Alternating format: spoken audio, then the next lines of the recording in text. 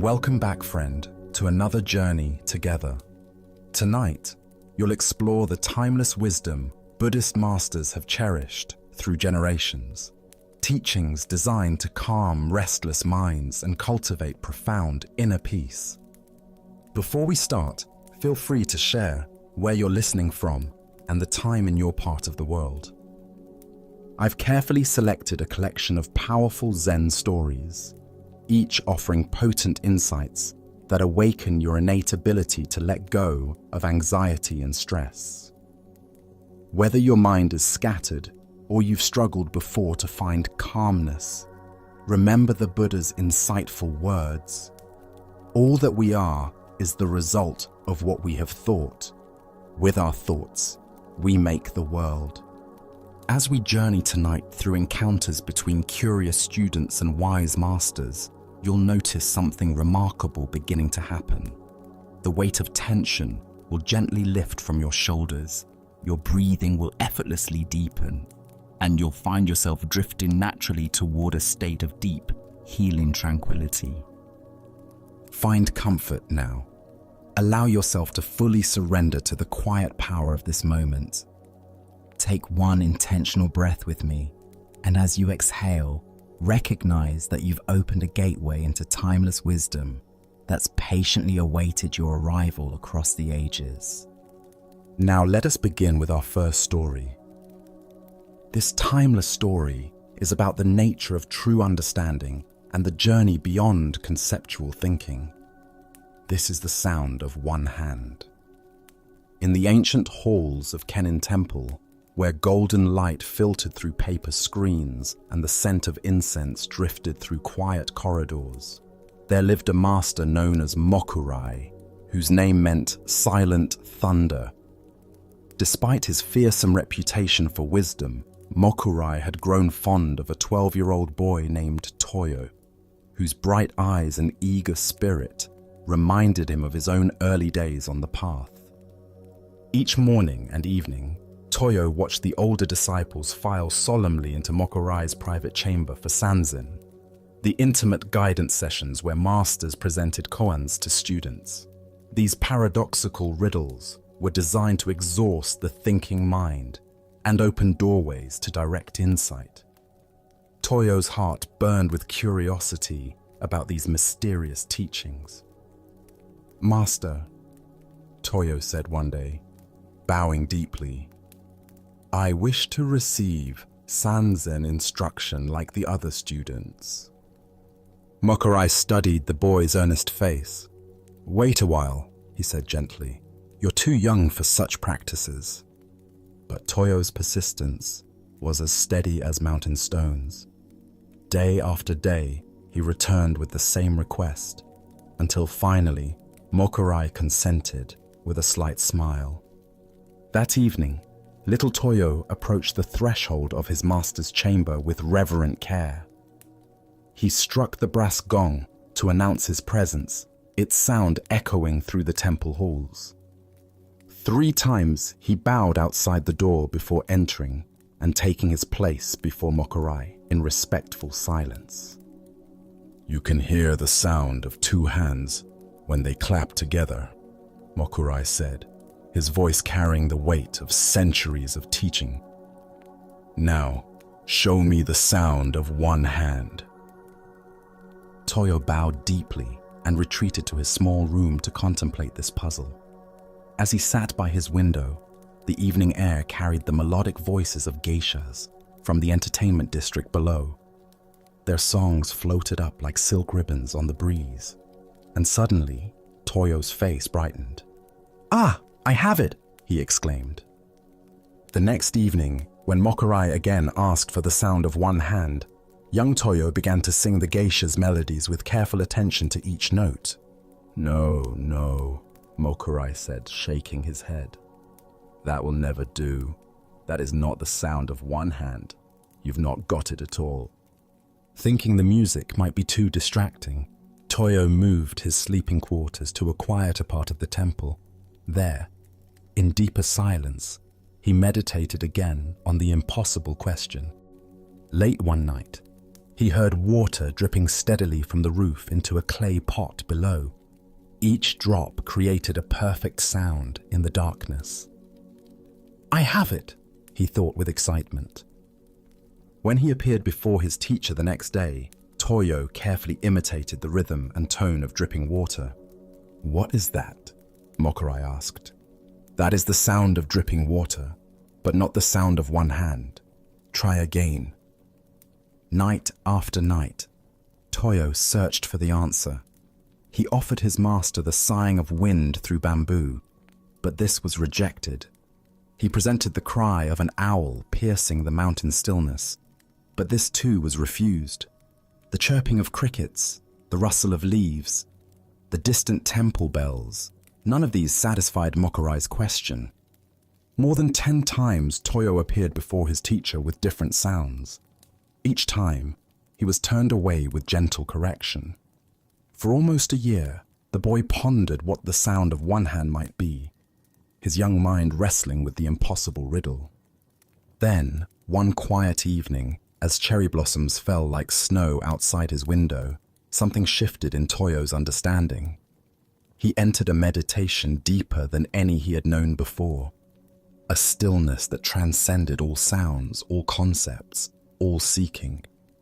In that profound silence, he found what he had been searching for.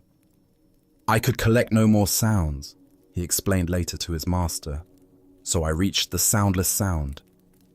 Mokurai's eyes sparkled with recognition. Little Toyo had realized the sound of one hand. Buddha's wisdom reminds us, peace comes from within. Do not seek it without. What emerges from this story is a teaching about the nature of true understanding and the limitations of conceptual thinking. The sound of one hand represents the direct experience of reality beyond the dualistic mind that constantly seeks to grasp and categorize. Why do we struggle so profoundly with paradoxes like the sound of one hand? Zen Buddhism reveals that our ordinary consciousness operates through comparison and contrast.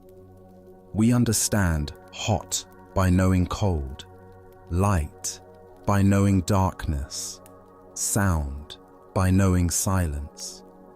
This dualistic thinking serves us well in practical life, but it becomes a barrier when we seek to understand the fundamental nature of reality. The deeper teaching here shows us that some truths cannot be grasped through intellectual analysis. They can only be directly experienced through what Zen calls don't know mind, a state of open awareness that doesn't immediately categorize or conceptualize experience. Toyo's journey represents every seeker's path, from conceptual searching to direct realization. Consider how often we approach life's deepest questions with the same strategy Toyo initially employed. When faced with existential concerns, who am I? What is the meaning of life? How can I find peace?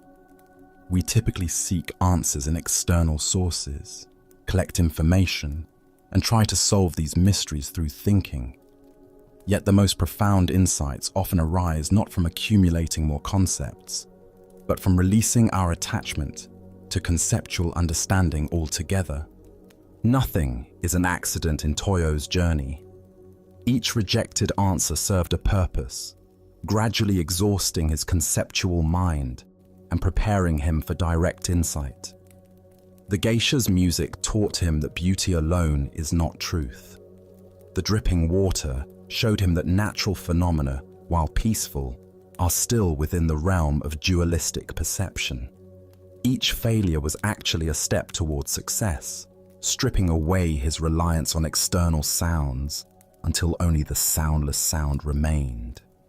Zen master Huang Po taught, "The foolish reject what they see, not what they think.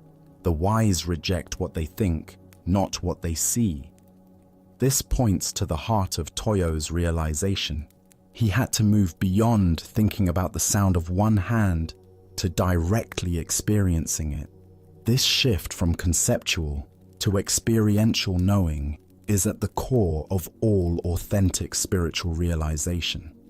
In our modern lives, we might recognize this pattern in moments when we've struggled with a problem through intense thinking, only to have the solution arise spontaneously when we let go of our mental effort. The answer to the sound of one hand is not a sound at all, but the awareness within which all sounds arise and pass away. It is the consciousness that experiences, but is not limited by any particular experience. The Buddha said, "However many holy words you read, however many you speak, what good will they do you if you do not act upon them?" Toyo's story reminds us that spiritual understanding must move beyond intellectual knowledge to direct realization. The sound of one hand cannot be learned from books or explained in words. It must be discovered through the direct experience of our own aware presence. This teaching has immediate relevance for anyone seeking deeper meaning in life.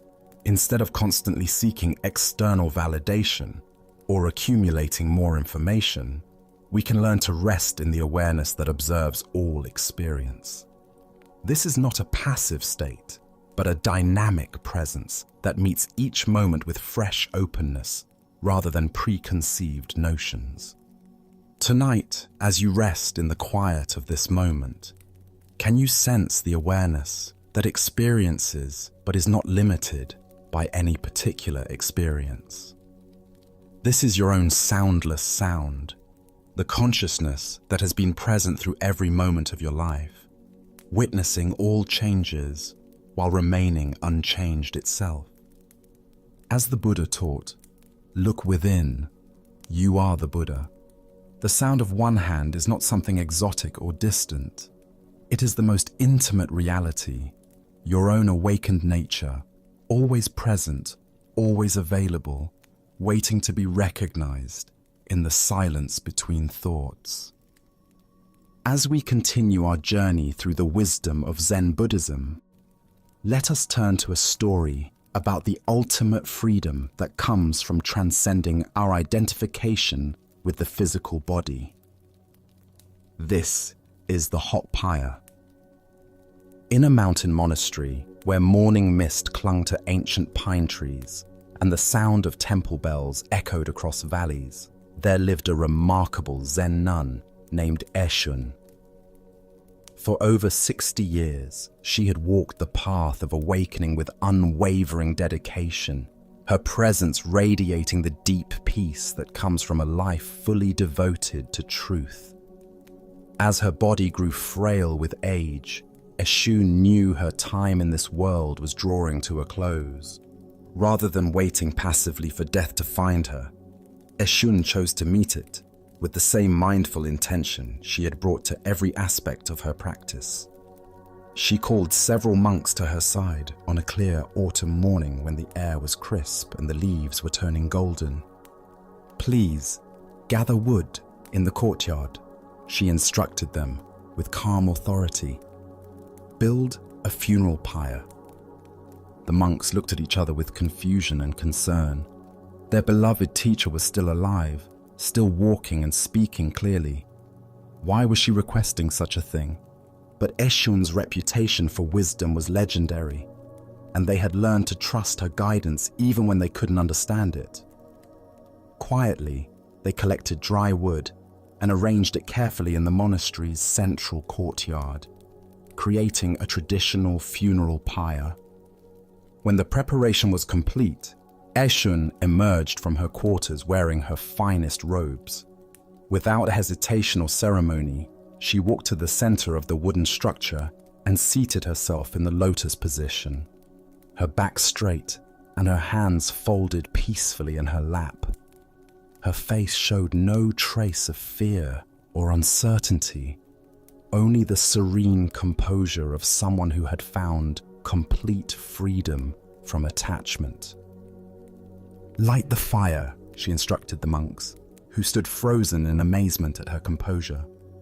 As the flames began to lick at the edges of the pyre, growing stronger with each passing moment. One of the younger monks could no longer contain his concern. The sight of his revered teacher sitting calmly in the center of the growing fire overwhelmed his understanding. "Oh, nun!" He shouted above the crackling of the burning wood. "Is it hot in there?"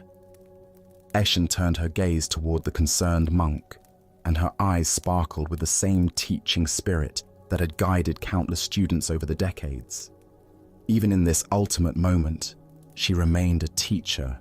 "Such a matter would concern only a stupid person like yourself," she replied with gentle firmness, her voice carrying clearly despite the flames that now surrounded her completely. The fire grew higher, and Ishan passed away in perfect peace, leaving behind a teaching that would echo through the centuries. The Buddha once said, "The body is like an earthen vessel, fragile and temporary, but the spirit within is indestructible." This ancient wisdom illuminates the profound teaching embedded in Eshun's final act. She demonstrated complete freedom from our most fundamental attachment, identification with the physical body. Why do we find Eshun's story so challenging to our ordinary understanding? Zen Buddhism explains that most human suffering stems from our deep identification with temporary phenomena, our bodies, thoughts, emotions, and circumstances. We mistake these changing conditions for our true identity, creating endless anxiety about their inevitable transformation. The heart of this lesson lies in understanding what Zen calls the deathless death. Eshun had realized through decades of practice that her essential nature was not the aging body that housed her awareness, but the consciousness itself, timeless, formless, and unaffected by physical change. From this perspective, death becomes not an ending, but a transition, like taking off worn-out clothes. Nothing is an accident in how this teaching comes to us. Eshun's response to the monk's concern, calling him stupid for worrying about physical heat, wasn't cruel, but compassionate. She was pointing to the stupidity of identifying with temporary phenomena while missing our eternal nature. The physical sensation of heat was utterly irrelevant to who she truly was. Consider how much of our daily anxiety revolves around threats to our temporary identities. We worry about aging, illness, failure, rejection, or loss because we believe these temporary conditions define us. We spend enormous energy protecting and maintaining what Buddhist teaching calls the false self, the collection of physical sensations, memories, and mental patterns we mistake for our true identity. Zen Master Bankei taught, "You are perfect just as you are, and you could use a little improvement." This paradox points to the same truth Eshun embodied. Our essential nature is already complete and unaffected by changing conditions. Yet we can cultivate greater recognition of this truth through practice. Eshun's fearlessness in the face of flames represents the ultimate fruit of spiritual practice, complete freedom from identification with anything temporary. This doesn't mean becoming indifferent to physical comfort or safety in daily life, but rather holding these concerns lightly without the desperate attachment that creates suffering. Look deeply at your own experience. How much mental energy do you spend protecting your image, your comfort, your plans, your preferences? These are all forms of the same fundamental attachment that Eshun had transcended. While we may not be called to her extreme demonstration, we can practice letting go of our smaller attachments in everyday situations. When someone criticizes us, can we remain centered without defending our ego? When we experience physical discomfort, can we observe it without completely identifying with it? When our plans fall apart, can we adapt without feeling that our essential self has been threatened? The Buddha said, attachment is the root of suffering. Eshun's final teaching shows us what complete non-attachment looks like. She was so free from identification with her body that physical pain became as irrelevant as a change in weather, something happening in her awareness but not defining her experience. This level of realization may seem impossibly distant from our ordinary consciousness, yet it points to a freedom available in smaller ways throughout our daily lives. Every time we choose presence over reactivity, acceptance over resistance, or love over fear, we touch the same deathless awareness that Eshun embodied so completely. Her story also reveals something profound about the nature of wisdom itself. True wisdom is not an intellectual understanding, but a lived realization that transforms how we meet every experience. Eshun didn't just know intellectually that she was more than her body. She embodied this truth so completely that even death became an opportunity for teaching. Tonight, as you notice the various sensations, thoughts, and emotions moving through your awareness, can you sense the unchanging consciousness that observes them all? This witness awareness, present in comfort and discomfort, joy and sorrow, health and illness, is your own deathless nature. As the Buddha taught, all conditioned things are impermanent. Work out your salvation with diligence. Eshun's story reminds us that our deepest work is not protecting the temporary, but recognizing the eternal within ourselves, the awareness that remains untouched by any condition, including the ultimate condition of physical death. Now, let us explore a Zen story about the nature of universal compassion and the ego's resistance to loving inclusively. This is the farmer's exception. In the gentle hills of rural Japan, where rice fields stretched like green mirrors reflecting the sky, and farmers worked in harmony with seasonal rhythms, there lived a simple farmer whose heart had been broken by loss. His beloved wife, the light of his life for 30 years, had passed away after a brief illness, leaving him alone with his grief and memories. Seeking comfort in his sorrow, the farmer approached a Tendai priest, known for his wisdom and compassionate heart. The priest lived in a small temple nestled among bamboo groves, where the sound of wind through the leaves created a natural symphony of peace. "Honored teacher," the farmer said, bowing deeply, "my wife has died, and my heart is heavy with sorrow. Would you please recite sutras for her soul? I wish to ensure that she gains merit from your prayers." The priest's eyes filled with understanding.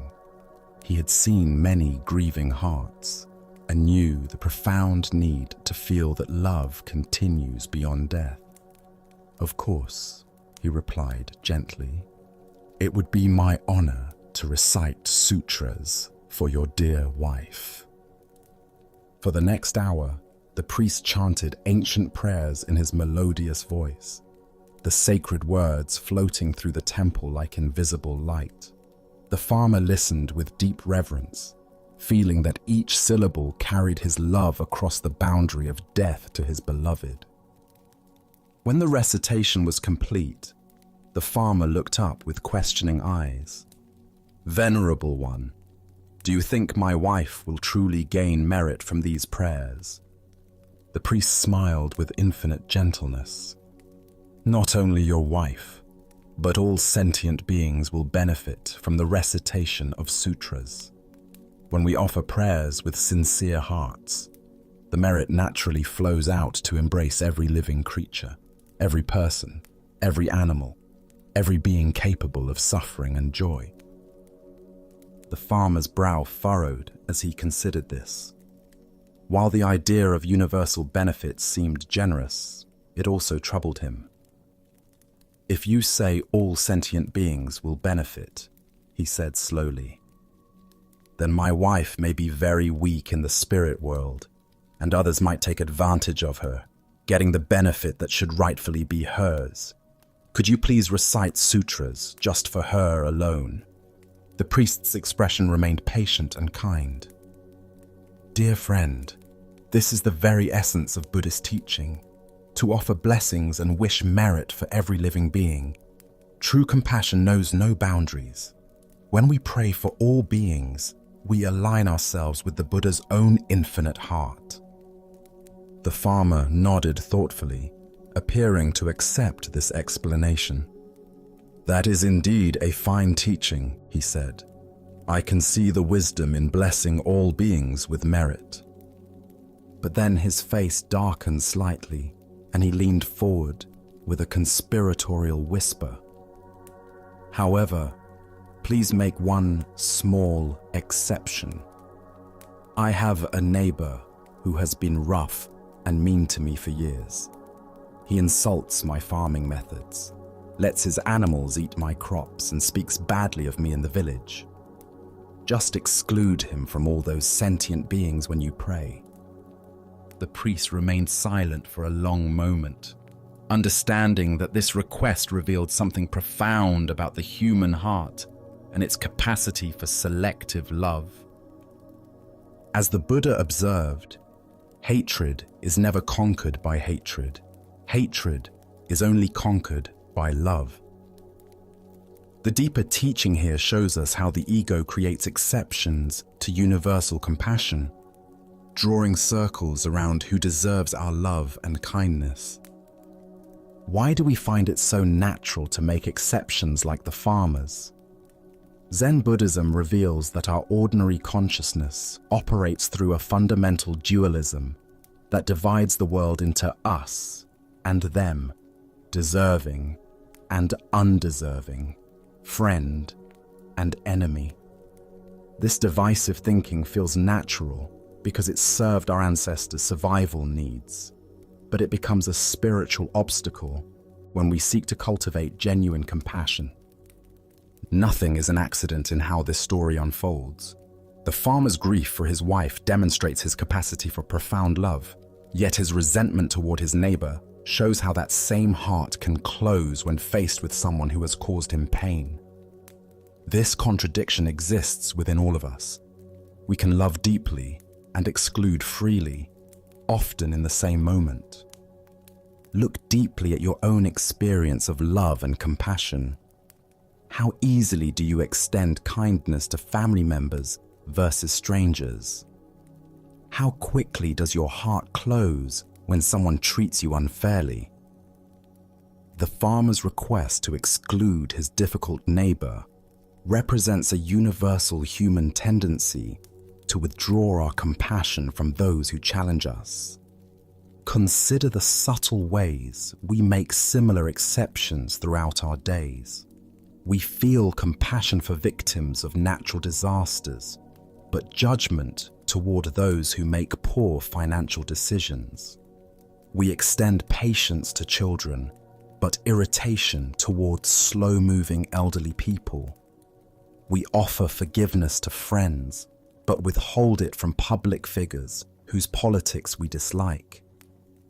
Zen master Thich Nhat Hanh taught, "When another person makes you suffer, it is because he suffers deeply within himself, and his suffering is spilling over. He does not need punishment, he needs help." This perspective transforms how we see the farmer's difficult neighbor. Perhaps his meanness stems from his own unhealed wounds, his own fear and pain manifesting as aggression. The Buddha said, "If you truly loved yourself, you would never harm another." This reveals why true compassion must be universal rather than selective. When we exclude someone from our circle of care, we actually harm ourselves by maintaining the very divisive thinking that creates suffering in the first place. The farmer's request also illuminates something profound about the nature of merit and spiritual benefit. In Buddhist understanding, genuine merit cannot be hoarded or distributed selectively. It flows naturally from sincere practice, benefiting all beings whether we intend it or not, like the light of a candle that illuminates everything around it without discrimination. This teaching has immediate practical applications in our daily lives. Every time we catch ourselves making exceptions to our compassion, every time we justify withholding kindness from someone who has hurt us, we can remember the farmer's story and ask ourselves, what would happen if I included this person in my circle of care? This doesn't mean becoming passive or failing to set appropriate boundaries with difficult people. Rather, it means maintaining an inner stance of goodwill, even toward those whose behavior we cannot accept. We can oppose harmful actions while still recognizing the humanity and inherent worth of those who perform them. The priest's patient response to the farmer's request demonstrates skillful compassion. He doesn't lecture or shame the farmer for his very human desire to exclude his enemy. Instead, he embodies the inclusive love he teachings, showing through his own example what universal compassion looks like in practice. Tonight, as you reflect on the relationships in your life, can you notice where you've drawn boundaries around your compassion? Is there someone you've excluded from your circle of care because of past hurts or current conflicts? What would it feel like to include them in your silent well wishes, not because they deserve it, but because universal love allows for no exceptions? As the Buddha taught, hatred does not cease by hatred, but only by love. This is the eternal rule. The farmer story reminds us that our spiritual work is not to perfect others, but to perfect our own capacity for boundless compassion. A love so vast it has no exceptions, no exclusions, no fine print. Let us continue on our journey with a story about the difference between knowledge and wisdom, between teaching others and transforming ourselves. This is a mother's advice. In the scholarly halls of a prestigious monastery during the Tokugawa era, when learning and literature flourished throughout Japan, there lived a young Shingon master named Jiyu. Brilliant and ambitious, he had become renowned as one of the finest Sanskrit scholars of his generation. Ancient texts that puzzled other monks opened their secrets to his keen intellect, and his reputation for wisdom spread far beyond the monastery walls. Jiyu particularly excelled at delivering lectures to his fellow students. In the monastery's main hall, where scrolls of sacred texts lined the walls and afternoon light streamed through rice paper windows, he would hold court with confidence and eloquence. His presentations were masterful displays of knowledge, weaving together complex philosophical concepts with quotations from dozens of sutras. Other students would sit in rapt attention as Jiyu demonstrated his comprehensive understanding of Buddhist doctrine. Word of her son's scholarly achievements eventually reached Jiyu's elderly mother, who lived in a simple cottage in the mountains. She had raised him with great sacrifice, working tirelessly to ensure he could pursue his spiritual education. Now, hearing reports of his fame as a teacher and lecturer, she felt compelled to write him a letter. Her words came from a heart that had spent decades in quiet contemplation, a mother's wisdom earned through years of simple living and genuine practice. She took up her brush and wrote with careful strokes. "My dear son, I do not think you became a devotee of the Buddha because you desired to turn into a walking dictionary for others. There is no end to information and commentary, glory and honor. The mind that seeks recognition through knowledge is like a hungry ghost, never satisfied, no matter how much it consumes." She paused, her weathered hands steady as she continued, "I wish you would stop this lecture business. Shut yourself up in a little temple in a remote part of the mountains. Devote your time to meditation, and in this way, attain true realization. The Buddha's teaching is not meant to impress others, but to transform oneself." When Jiyu received his mother's letter, he felt the words pierce through his scholarly pride like arrows finding their mark. In the quiet of his study, surrounded by the very texts and commentaries his mother was questioning, he began to understand that his brilliant lectures might actually be obstacles to his own awakening. The Buddha taught, "A man is not learned simply because he talks much. He who is patient, free from hatred and fear, is called learned." This teaching lies at the heart of the mother's wisdom. She understood that her son's intellectual brilliance, while impressive, had become a substitute for the direct spiritual realization he originally sought. Why do we so easily confuse knowledge about spirituality with spiritual realization itself? Zen Buddhism explains that the thinking mind loves to accumulate information and concepts because this gives the ego a sense of accomplishment and identity.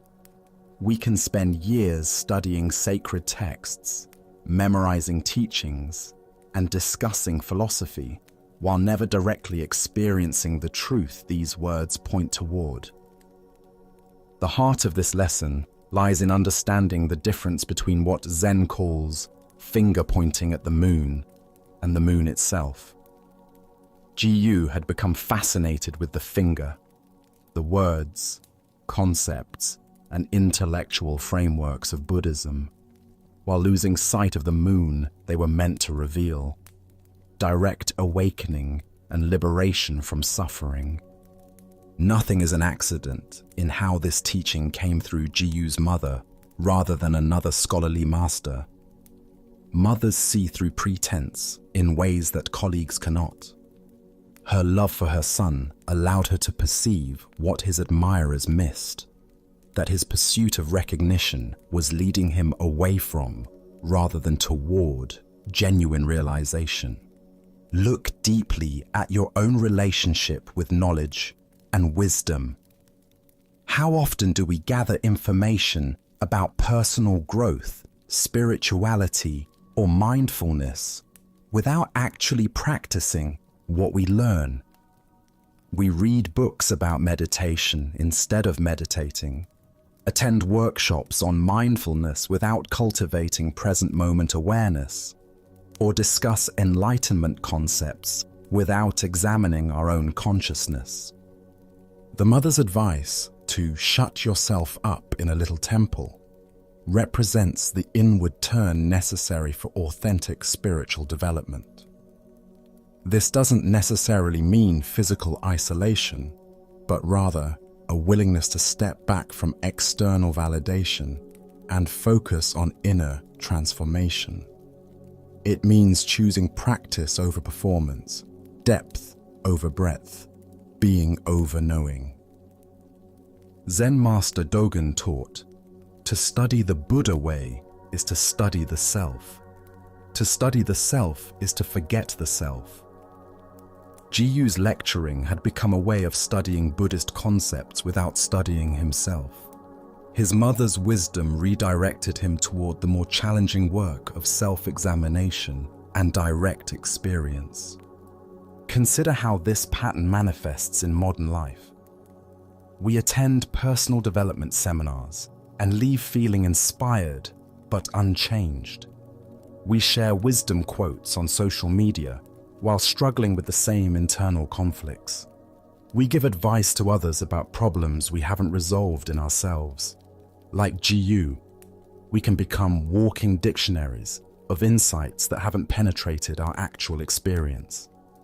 The Buddha said, "Better than 1,000 hollow words is one word that brings peace." This speaks to the quality versus quantity distinction the mother was making. One moment of genuine realization is worth more than years of scholarly commentary because it actually transforms our relationship to life rather than simply adding to our mental collection of concepts. The mother's letter also reveals something profound about the nature of true teaching. The most powerful lessons often come from those who have lived wisdom rather than just studied it.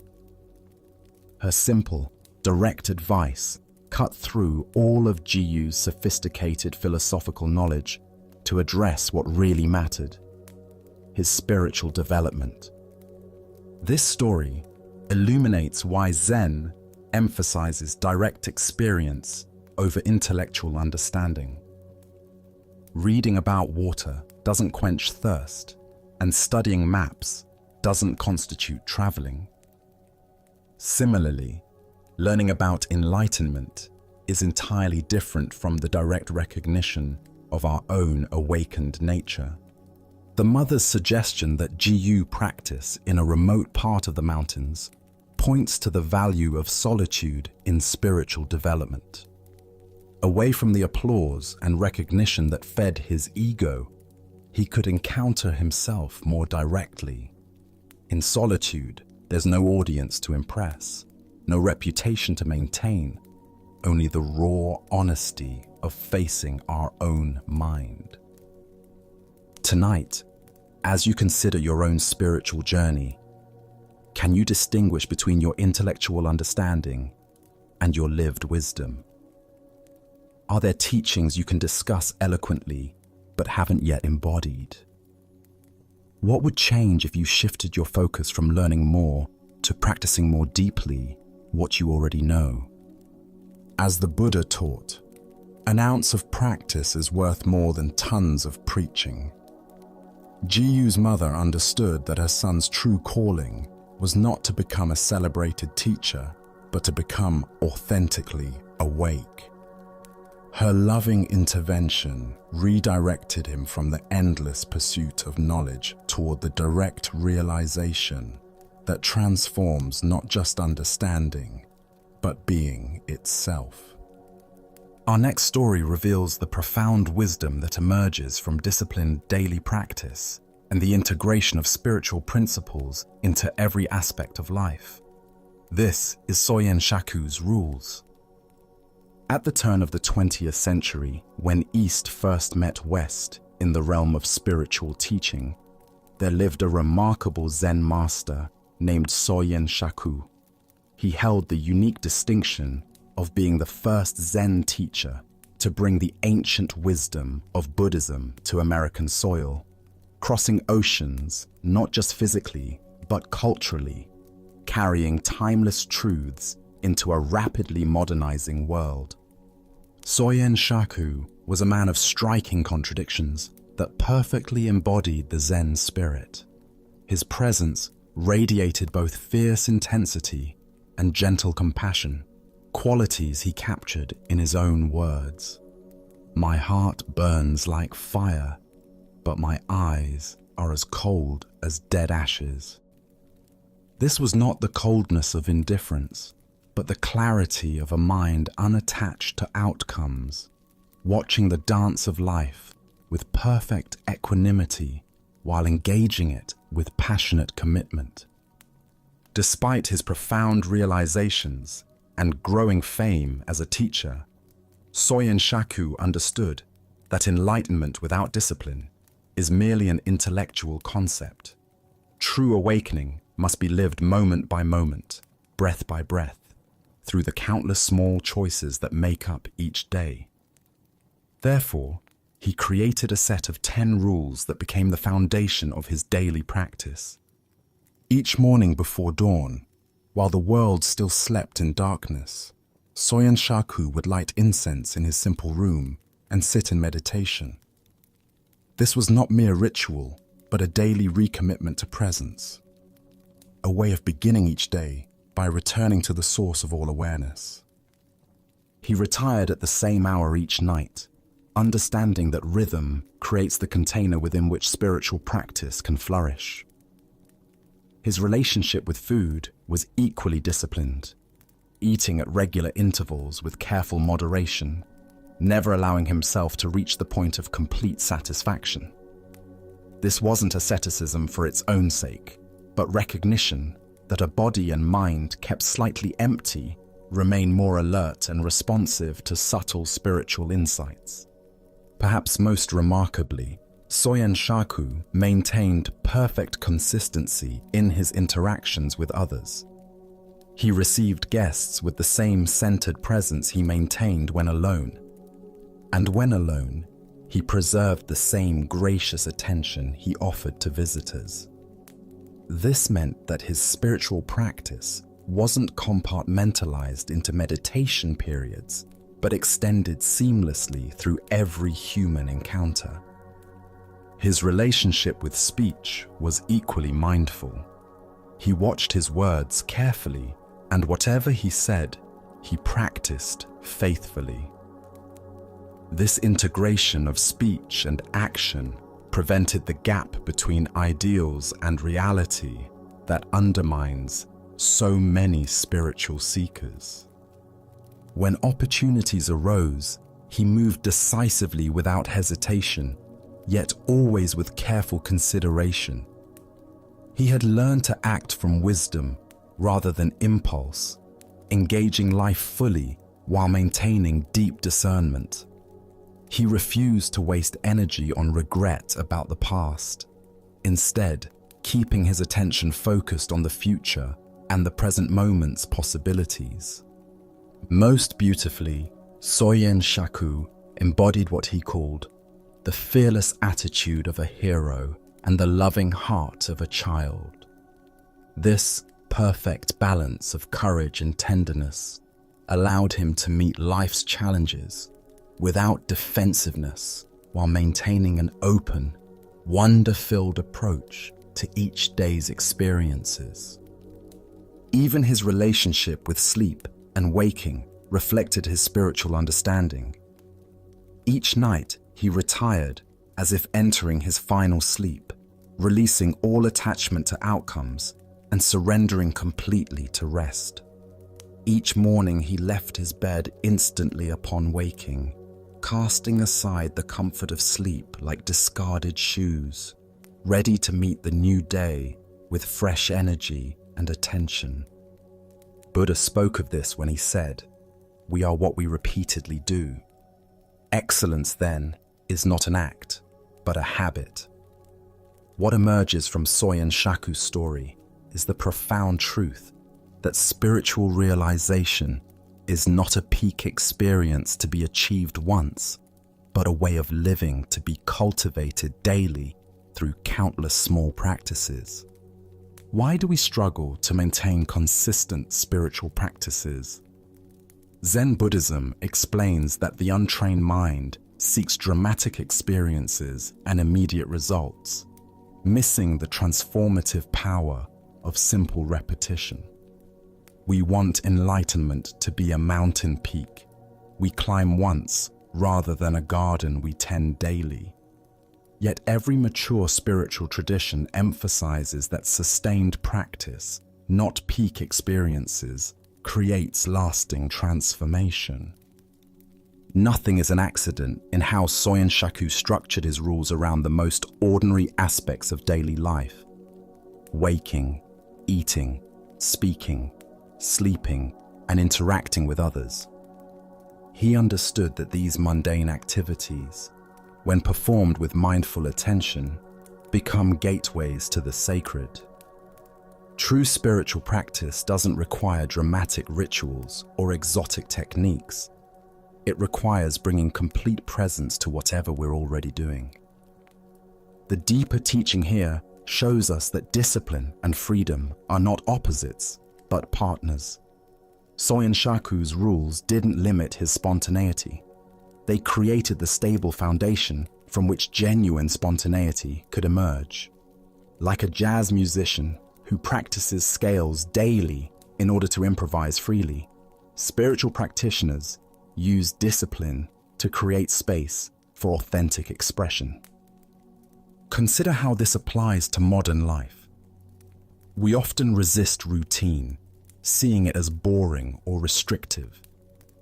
Yet Soyen Shaku's example reveals that conscious routine can become a form of moving meditation, transforming ordinary activities into opportunities for awakening. Each time we eat with awareness, speak with integrity, or transition mindfully between activities, we strengthen our capacity for presence. Look deeply at your own daily patterns. How much of your day is spent on autopilot, going through motions without genuine attention? Soyen Shaku's rules suggest that every moment offers an opportunity for practice. The way we wake up, the attention we bring to meals, the consistency of our sleep schedule, all become expressions of our spiritual commitment. Zen Master Yun Men taught, "Every day is a good day." This doesn't mean every day is pleasant, but that every day offers opportunities for awakening. Soyen Shaku's rules created a framework for recognizing and utilizing these opportunities. His practice wasn't separate from his life. It was the conscious living of his life. The integration of fearless attitude and loving heart in Soyen Shaku's approach reveals something profound about mature spirituality. Spiritual practice doesn't make us soft or passive. Rather, it develops both the courage to meet life's challenges directly and the tenderness to respond with compassion. This combination of strength and gentleness appears in every authentic spiritual teacher. His approach to speech, watching what he said and practicing what he spoke, addresses one of our most common spiritual challenges. How often do we speak ideals we don't live or make commitments we don't keep? Soyen Shaku's integrity between word and action prevented the internal conflict that weakens spiritual resolve. The Buddha said, "The path is not in the sky, the path is in the heart." Soyen Shaku's rules demonstrate that this path is walked through the most ordinary activities when they are performed with extraordinary presence. His daily routine became a continuous meditation, a way of remaining connected to awakened awareness throughout all activities. Tonight, as you consider your own daily rhythms, what would change if you approached routine activities as spiritual practice? Could your morning routine become a meditation? Could your interactions with others become opportunities for compassion? Could your relationship with food, sleep, and speech become expressions of mindful awareness? Soyen Shaku's example shows us that we don't need to wait for perfect conditions or extraordinary circumstances to deepen our spiritual practice. We can begin exactly where we are, with whatever daily activities already fill our schedule. The path to awakening runs directly through the center of ordinary life, transformed by the quality of attention we bring to each moment. As the Buddha taught, drop by drop is the water pot filled. Likewise, the wise one, gathering it little by little, fills oneself with good. Soyen Shaku understood that enlightenment is not a sudden explosion, but a gradual accumulation of mindful moments, each small practice adding to the foundation of awakened living. His 10 rules became his daily way of filling the water pot of wisdom, one conscious choice at a time. Let us continue on our journey with a teaching about the dangerous gap between conceptual understanding and lived experience. This is the story of the one-eyed monk and the silent debate. In ancient China, when traveling monks wandered from monastery to monastery seeking teachings and testing their understanding, a particular custom had developed among Zen communities. Before a wandering monk could receive lodging for the night, he had to engage in what was called Dharma combat, with either the abbot or a designated representative. This wasn't physical fighting, but a contest of spiritual wit and understanding, where profound questions and paradoxical answers revealed the depth of each participant's realization. At one renowned monastery nestled in bamboo forests, a travel-worn monk arrived as evening shadows began to lengthen across the courtyards. His robes were dusty from mountain paths, his straw sandals worn thin, but his eyes carried the alert brightness of someone genuinely seeking deeper understanding. The abbot, busy with evening duties, assigned his personal attendant to conduct the traditional Dharma encounter. This attendant had served the monastery faithfully for many years, though he possessed what others might consider a disadvantage. He had lost one eye in an accident during his youth.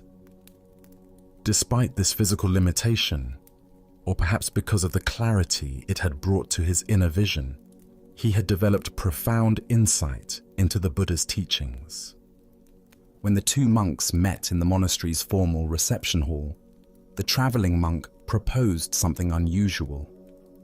"Let us engage in silent debate," he suggested, gesturing with his hands to indicate they would communicate through gestures alone rather than words. Sometimes the deepest truths transcend language altogether. The attendant nodded agreement, and they began their wordless exchange. The wayfarer raised one finger toward the ceiling, holding it steady with an expression of calm confidence.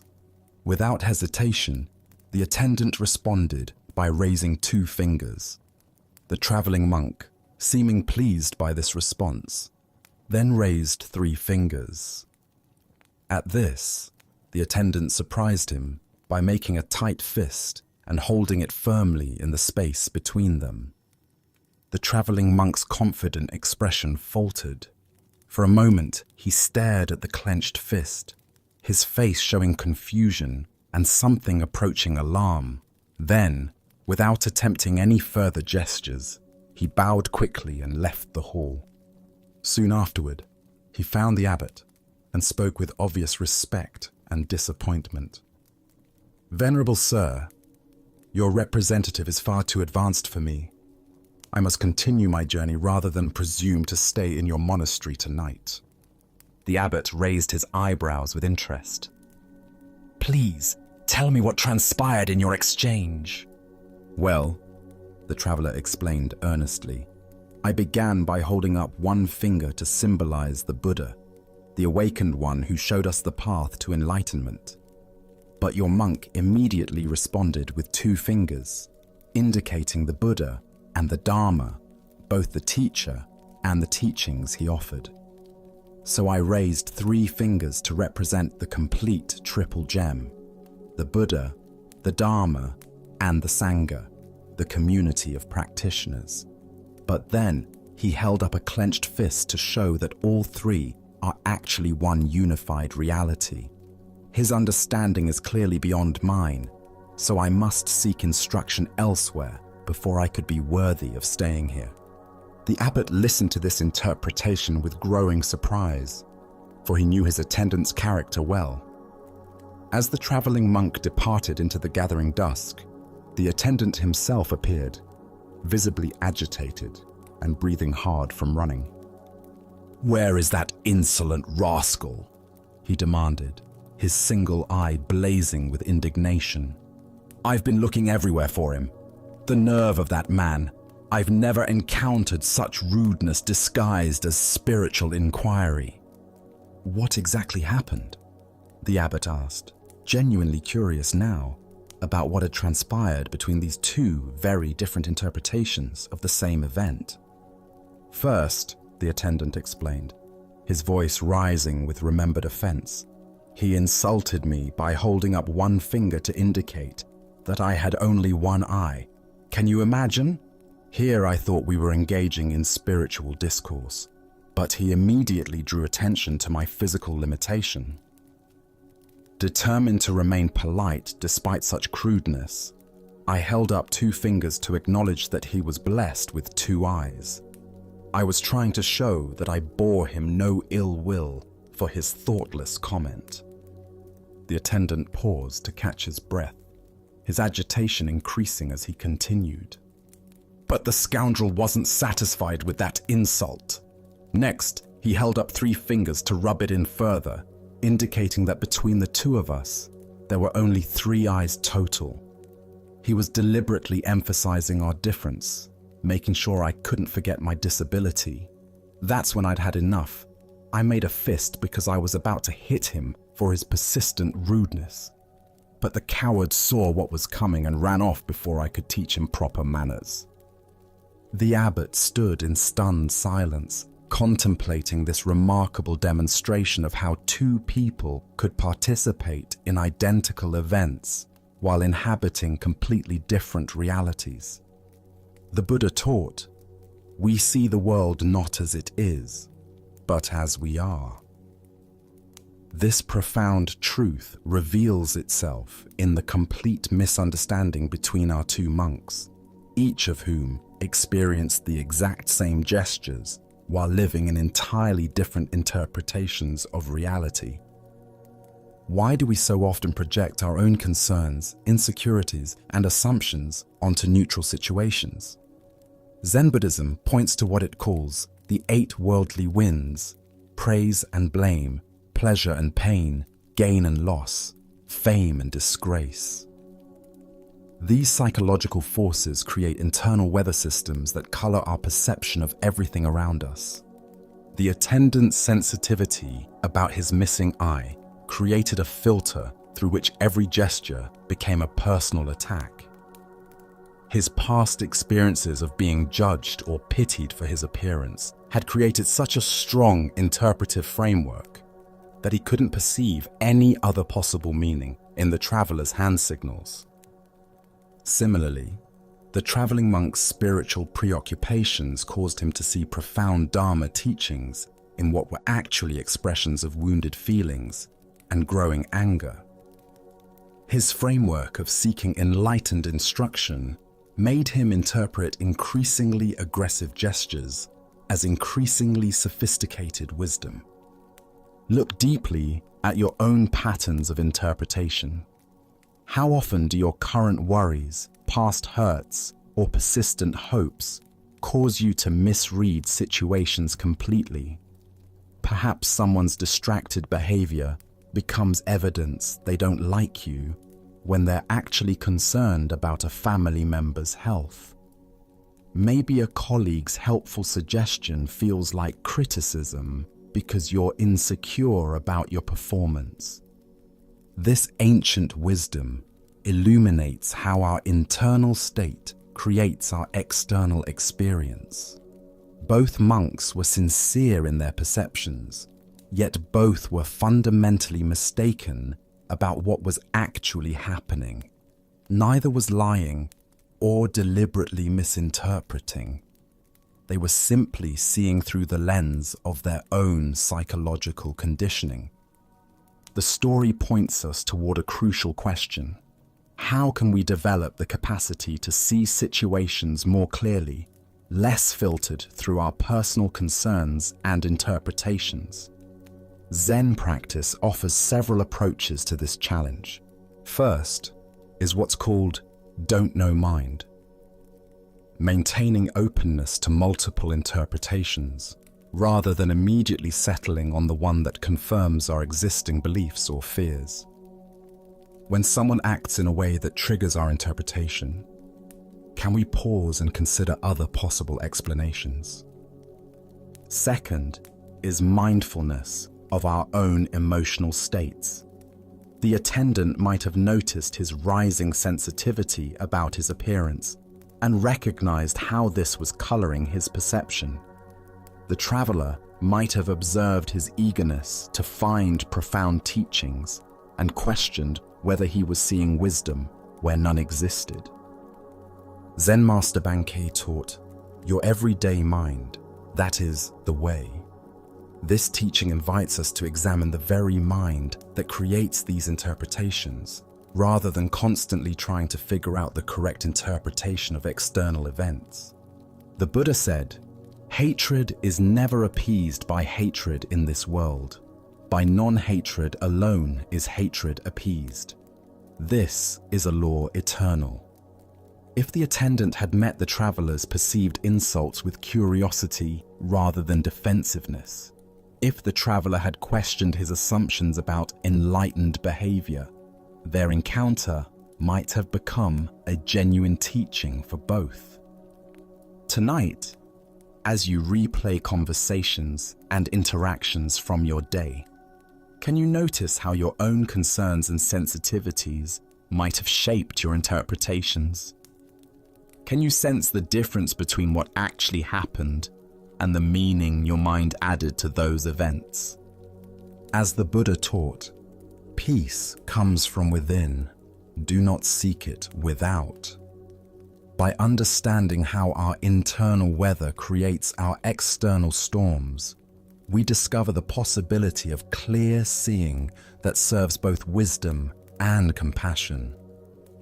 Let us now explore a story about acceptance, natural cycles, and what true prosperity means. This is the teaching of the rich man and the master's blessing. A wealthy merchant had built a vast fortune through years of shrewd business dealings and careful investments. His family owned multiple properties, controlled trade routes, and wielded considerable influence throughout the region. As he aged, the merchant became increasingly concerned about ensuring his family's continued prosperity long after his death. Having heard of a renowned Zen master whose wisdom was said to transcend ordinary understanding, the merchant decided to commission something special. He approached the master with a request that seemed both generous and practical. "Master," he said, bowing respectfully while displaying his finest robes and jewelry, "I would like to commission you to write something profound that will encourage the prosperity of my family for generations to come, something that my descendants can treasure and draw inspiration from long after I am gone. Money is no object. I simply want the most powerful blessing you can provide." The master listened quietly to this request, observing the merchant's obvious wealth and the sincere concern he felt for his family's future. After a moment of contemplation, he nodded his agreement and asked for a large piece of the finest paper. The merchant watched eagerly as the master prepared his brush and ink with ceremonial care. He expected elaborate calligraphy, perhaps ancient wisdom about accumulating wealth, or powerful mantras that would ensure his family's continued success in business and life. The master's reputation suggested that whatever he wrote would be both beautiful and profound. With simple, elegant strokes, the master wrote just 7 words. Father dies, son dies, grandson dies. When the merchant read what had been written, his face flushed red with anger and disbelief. This was not at all what he had expected or requested. "Master!" he exclaimed, his voice rising with indignation. "I asked you to write something that would bring happiness and prosperity to my family for generations. Instead, you give me this depressing message about death. Why do you give me something so depressing like this?" The master looked at him with calm, compassionate eyes and began to explain the deeper meaning behind what might appear to be a morbid prediction. "Consider carefully what I have written," the master said gently. "If your son should die before you, this would bring unbearable grief to your family. Parents are not meant to outlive their children. Such loss creates a wound that never fully heals. If your grandson should die before your son, this too would bring tremendous sorrow to your family and disrupt the natural flow of life." The merchant began to listen more carefully, sensing there was something deeper in the master's words than he had initially understood. "But if your family continues, generation after generation, with each death occurring in the natural order I have described, this represents the ideal course of life. This is the pattern that brings the least suffering and the greatest harmony. This natural succession, where each generation has time to live fully before passing responsibility to the next, is true happiness and genuine prosperity. As the Buddha taught, of all things, impermanence is the most sacred. This ancient wisdom illuminates why accepting the natural order of life and death creates more genuine peace than any accumulation of material wealth ever could. Why do we resist the fundamental reality that all things, including our own lives and those of our loved ones, are temporary? Zen Buddhism reveals that much of our suffering comes from fighting against impermanence rather than finding peace within its natural rhythms. The merchant's initial understanding of prosperity was limited to material accumulation, wealth, property, and influence that could be passed down through generations. But the master pointed to a deeper form of prosperity, the blessing of a family that experiences life and death in harmony with natural order rather than in tragic disruption of it. Consider how different our relationship to mortality becomes when we see death not as failure or tragedy, but as the natural conclusion of a life fully lived. The Master's blessing wasn't morbid. It was recognition that the greatest gift we can wish for our families is that each generation has the opportunity to live completely before making way for the next. This teaching also reveals the limitation of trying to control the future through accumulation of resources. The merchant wanted to ensure his family's prosperity through external means, but the master suggested that true prosperity comes from accepting life's fundamental conditions rather than attempting to transcend them. In our modern context, we often measure family success by material legacy, the wealth we leave behind, the properties we pass down, the financial security we provide. But how often do we consider the emotional and spiritual legacy of a family that understands and accepts life's natural rhythms? The Buddha said, "All conditioned things are impermanent. Strive on with diligence." This teaching reminds us that even while we work diligently to create good conditions for ourselves and our loved ones, the ultimate prosperity comes from understanding and accepting the temporary nature of all achievements. Look deeply at your own hopes and fears for your family's future. How much energy goes toward trying to control outcomes that are ultimately beyond our control? What would it mean to wish for your loved ones not immunity from life's natural processes, but wisdom and acceptance in meeting them? The Master's blessing contains a profound recognition. The alternative to natural order is not preservation, but tragedy. By wishing for the normal sequence of generational transition, he was wishing for the absence of the premature deaths and disrupted cycles that create the deepest forms of suffering. Tonight, as you consider what you most hope for your family and loved ones, can you remember the Master's wisdom? Can you see that the greatest blessing might not be the avoidance of mortality, but the grace to experience it in harmony with natural order? Buddha's wisdom reminds us, better than 1,000 hollow words is one word that brings peace. The Master's 7 words brought the merchant face to face with the ultimate reality that no amount of wealth can change: our participation in the endless cycle of birth, life, and death that characterizes all existence. True prosperity lies not in escaping this cycle, but in dancing gracefully within it.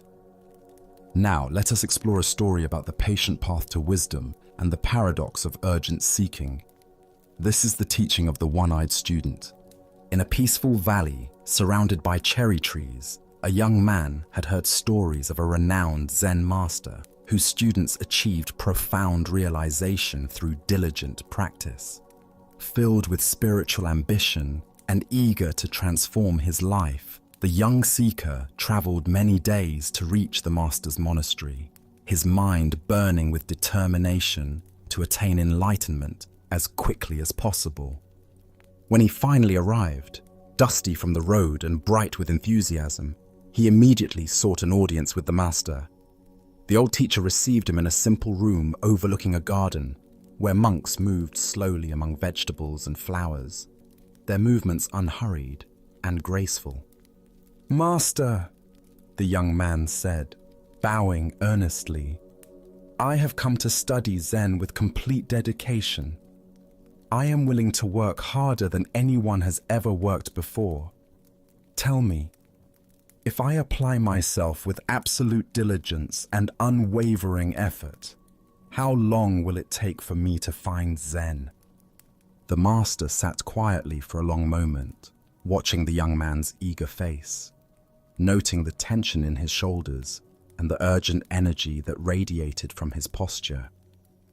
Finally, he replied thoughtfully, 10 years. The student's eyes widened with surprise. 10 years seemed like such a long time when enlightenment felt so urgent, so necessary for his happiness. Surely, with the right approach, the process could be accelerated. "But master," he said, leaning forward intently, "what if I work very, very hard and really apply myself to learn fast? What if I meditate longer than the other students, study more texts, practice more intensively? How long then?" The master considered this with the same careful attention, then replied calmly, "Well, 20 years. The young man's face showed his confusion and growing frustration. This made no sense at all. How could greater effort result in slower progress? Perhaps the master hadn't understood the depth of his commitment. "But master, I don't think you understand how serious I am about this," he said, his voice rising slightly with urgency. "What if I really, really work at it? What if I dedicate every waking moment to practice, sleep only when absolutely necessary, and push myself beyond all normal limits? Surely then I could achieve realization much faster. How long would it take then?" 30 years, the master replied without hesitation. By now, the student was completely bewildered and increasingly agitated. Nothing the master said made sense according to his understanding of how learning worked. In every other area of life, music, martial arts, scholarship, harder work produced faster results. Why should spiritual practice be different? "Master, I do not understand," he said, no longer able to hide his disappointment and confusion. "Each time that I say I will work harder, you say it will take me longer. This seems completely backwards. Why do you say that?" The master's expression became gentle and compassionate, like a father explaining something important to a beloved child who was old enough to understand.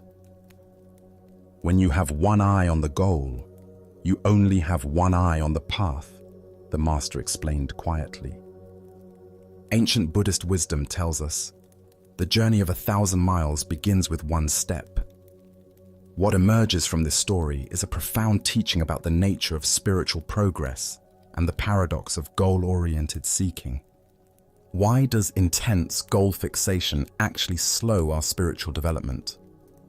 Zen Buddhism reveals several ways that excessive focus on attainment creates obstacles to realization. First is the problem of divided attention. When part of our consciousness is constantly measuring progress toward an imagined destination, we cannot fully inhabit the present moment practices that actually cultivate awakening. Consider learning to play a musical instrument. If you spend half your practice time obsessing about when you'll be good enough to perform publicly, that energy isn't available for the careful attention to finger placement, rhythm, and tone that develops skill. The music emerges through complete absorption in the present moment relationship between musician and instrument, not through anxious projection toward future competence. Second is what Zen calls gaining mind, the subtle grasping that turns spiritual practice into a transaction. When we practice meditation to get enlightenment, study texts to accumulate wisdom, or cultivate compassion to become better people, we're approaching the path as consumers rather than participants. This gaining mind creates a fundamental split between who we think we are now and who we imagine we need to become. The Buddha said, "What you are looking for is where you are looking from." This profound teaching points to the very heart of the Master's lesson. Zen is not something we attain, but something we recognize. It's not a destination we reach, but the very awareness with which we walk the path. This ancient wisdom illuminates why urgent spiritual seeking often becomes self-defeating. When we're frantically pursuing enlightenment, we're operating from the assumption that our present experience is somehow inadequate or incomplete. But Zen teaches that the seeking mind itself is the very awareness we're seeking to find. Look deeply at your own experience of learning and growth. Haven't your most profound insights often come when you weren't actively trying to have insights? Perhaps while walking in nature, washing dishes, or simply sitting quietly without agenda. These moments of natural awareness reveal what the Master was pointing toward. That wisdom emerges when we stop dividing our attention between here and there, now and then. Zen Master Huang Po taught, "Your everyday mind, that is the way." This teaching invites us to examine our relationship to spiritual practice itself. Are we practicing to become someone different, or are we practicing to recognize who we already are? Are we walking the path to get somewhere else, or are we discovering that the path itself is the destination? The student's error wasn't his desire for realization, but his assumption that it existed somewhere other than in his present moment experience. Each time he proposed working harder, he was actually moving further from the natural awareness that practice reveals. Like trying to catch your own shadow by running faster, the more urgently you chase it, the more it seems to flee. In Zen practice, we cultivate what's called just sitting. Meditation without gaining mind, without agenda, without dividing attention between practice and goal. This doesn't mean we become passive or lose our dedication. Instead, we bring wholehearted attention to each moment of practice, allowing insights to emerge naturally rather than forcing them through willful effort. Consider how this teaching might apply to other areas of your life. Perhaps in relationships, where trying too hard to be loved often pushes others away, or in creative work, where forcing inspiration typically produces stilted results, while relaxed attention allows natural creativity to flow. Tonight, as you notice your mind racing toward imagined destinations, the person you want to become, the peace you want to find, the understanding you want to achieve, can you remember the Master's teaching? Can you gently return both eyes to the path, discovering that the journey itself contains everything you thought you were seeking at its end? Buddha spoke of this when he said, "There is no way to happiness. Happiness is the way."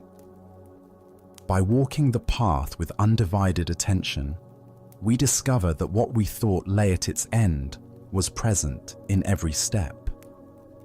Now let us explore a story about the power of belief and the destiny we create through faith itself. This is the tale of the general and the coin that revealed truth. A Japanese general faced an impossible situation. His army was greatly outnumbered by enemy forces. The terrain favored his opponents, and by every conventional measure of military strategy, the coming battle should result in devastating defeat. Yet something deep within him remained convinced that victory was possible. Perhaps it was intuition, perhaps it was desperate hope, but he felt certain that his cause was just, and his troops, though fewer in number, possessed a fighting spirit that could overcome the odds. The problem was his soldiers. They could count as well as he could, and they had eyes to see the massive force arrayed against them. Fear rippled through their ranks like a contagion. Doubt clouded their faces. Whispered conversations filled with pessimism spread through the camp, and the general could sense that their morale was crumbling before the battle had even begun.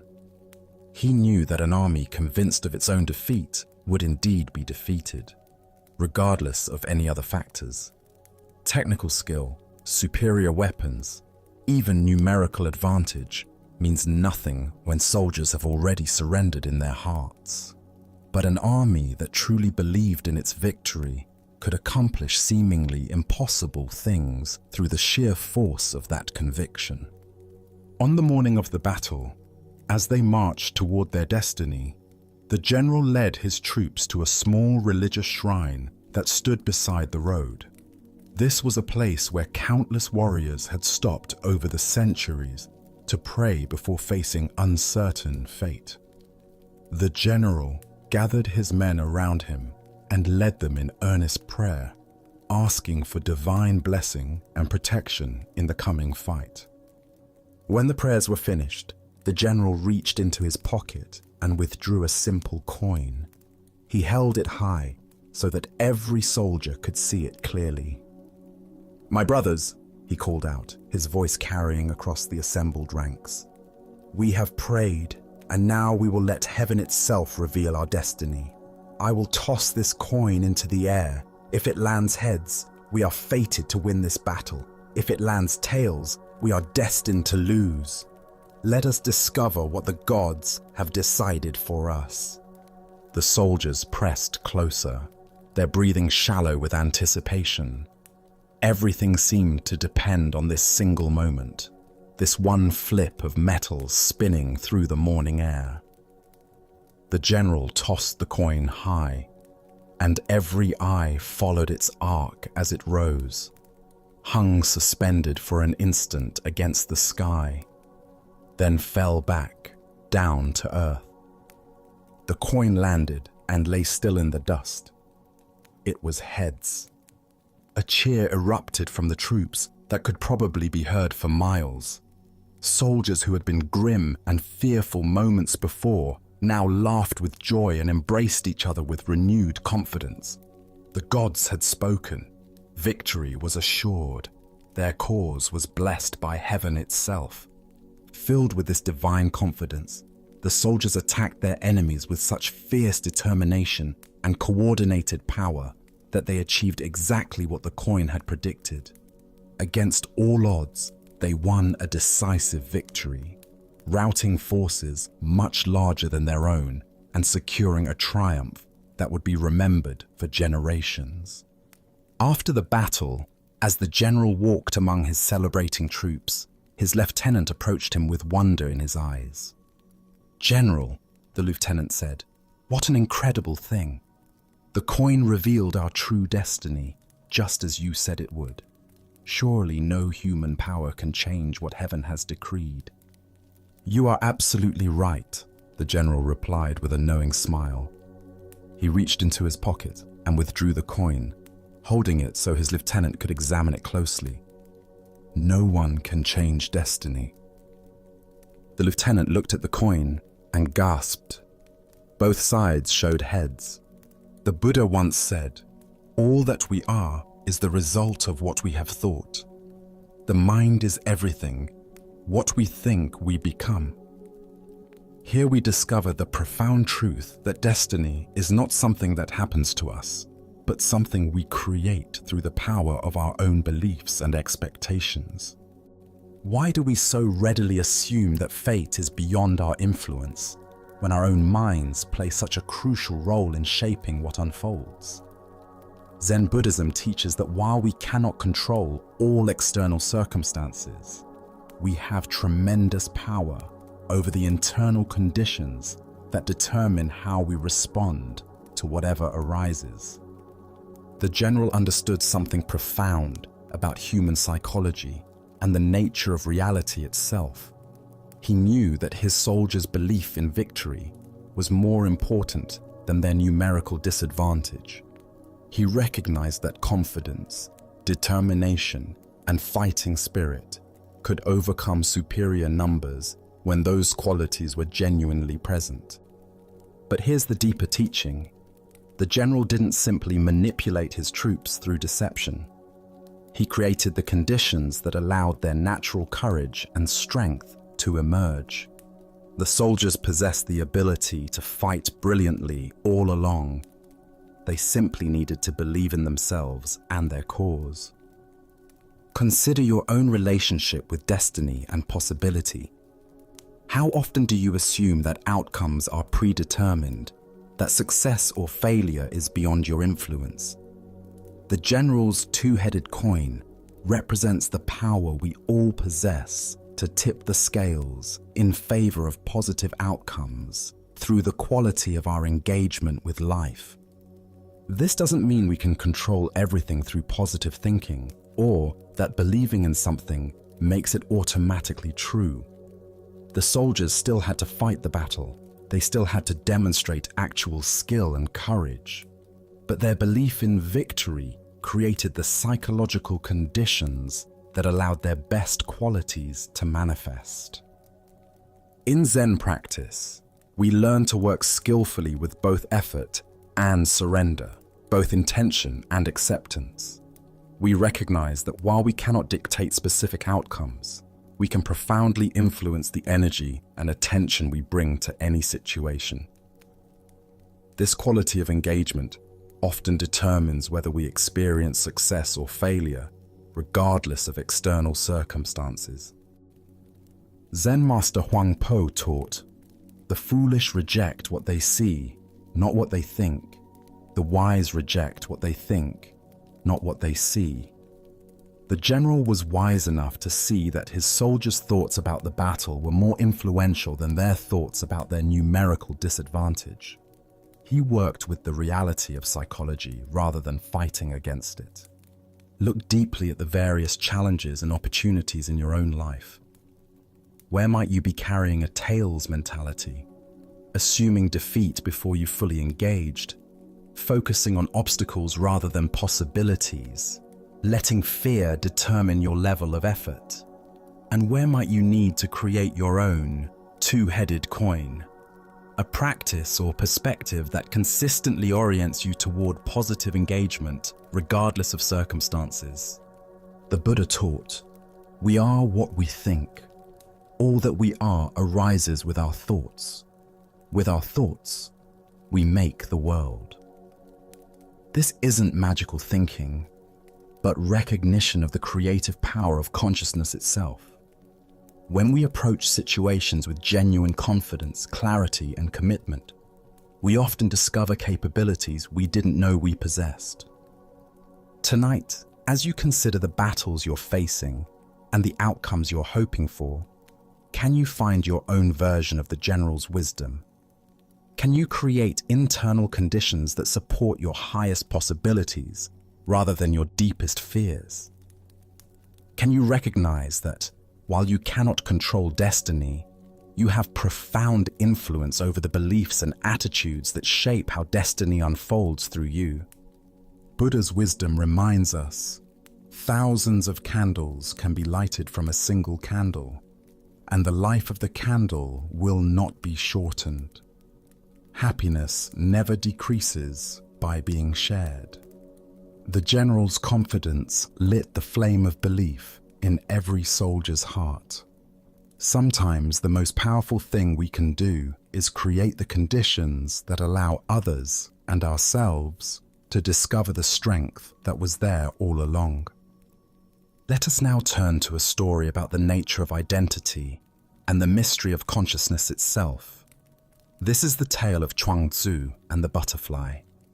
The ancient Taoist sage Chuang Tzu lived simply, spending his days in quiet contemplation of the natural world and the deeper mysteries of existence. He was known for his profound insights into the nature of reality and his ability to see beyond the surface appearances that convince most people they understand the world around them. One afternoon, after a morning of walking through bamboo groves and observing the play of light on water, Chuang Tzu lay down beneath a flowering tree to rest. The gentle warmth of the sun, the soft sound of wind through leaves, and the fragrance of spring blossoms created the perfect conditions for deep relaxation. As he settled into this peaceful state, his consciousness gradually shifted from ordinary waking awareness into the mysterious realm of dreams. In his dream, something extraordinary occurred. Chuang Tzu found himself transformed into a beautiful butterfly, his human form completely forgotten. He fluttered gracefully from flower to flower, his delicate wings catching the sunlight as he moved through a world of pure color and sensation. There was no memory of being a philosopher, no awareness of human concerns or intellectual pursuits. He was simply and completely a butterfly, experiencing the world through compound eyes, navigating by instinct, living entirely in the present moment of flight and discovery. The butterfly that was Chuang Tzu felt utterly free, unburdened by the heavy thoughts and complex worries that typically occupy human consciousness. There was only the joy of movement, the sweetness of nectar, the warm touch of sun on delicate wings. This wasn't a dream about being a butterfly while knowing he was really a man. It was the complete experience of butterfly existence, with no trace of human identity remaining. Then, as suddenly as the transformation had occurred, Chuang Tzu awakened. He found himself lying beneath the tree, the afternoon sun having moved across the sky during his sleep. His human body felt solid and familiar, his philosopher's mind immediately active with questions and observations. The vivid dream began to fade as waking consciousness reasserted itself. But instead of simply dismissing the experience as an unusual dream, Chuang Tzu found himself puzzled by a profound question that challenged everything he thought he knew about identity and reality. He sat up slowly, still feeling the lingering sensation of flight, and pondered the implications of what had just occurred. Was I just now a man dreaming I was a butterfly? He wondered aloud. Or am I perhaps a butterfly now dreaming that I am a man? The question wasn't merely playful speculation. It pointed to something fundamental about the nature of consciousness and identity that most people never consider. If the experience of being a butterfly had felt completely real and authentic while it was happening, how could he be certain that his current experience of being human was any more real or permanent? Buddha's wisdom teaches us all conditioned existence is impermanent. Work out your salvation with diligence. This ancient teaching illuminates the fluid nature of identity and the importance of not clinging too tightly to any particular sense of self. Why do we assume that our current state of consciousness represents the ultimate reality? Zen Buddhism points to our tendency to take our present experience as fixed and absolute, when in fact, all states of consciousness, waking, dreaming, sleeping, are temporary and constantly changing phenomena arising in the vast space of awareness. Chuang Tzu's question challenges our basic assumptions about who and what we are. During the dream, the butterfly identity felt completely authentic and real. Upon waking, the human identity seems equally authentic and real. But which one represents his true nature? Or is perhaps the question itself based on a false premise? Consider your own experience of identity throughout different states of consciousness. Are you the same you when you're dreaming as when you're awake? What about when you're deeply absorbed in an activity, or in deep meditation, or in moments of creative flow when self-consciousness disappears entirely? Which of these states represents your real identity? In Zen practice, we explore the possibility that all these different identities are simply temporary appearances in consciousness, like waves on the ocean or clouds in the sky. The waves are real, but they're not separate from the ocean. The clouds are real, but they're not separate from the sky. Similarly, all our various identities and experiences are real, but they're not separate from the underlying awareness in which they appear. The butterfly dream reveals something profound about the nature of transformation and possibility. If Chuang-Tzu could completely become a butterfly in his dream consciousness, what does that suggest about the fixed boundaries we imagine exist around our identity? How solid are the limitations we place on ourselves based on our current circumstances or self-concept?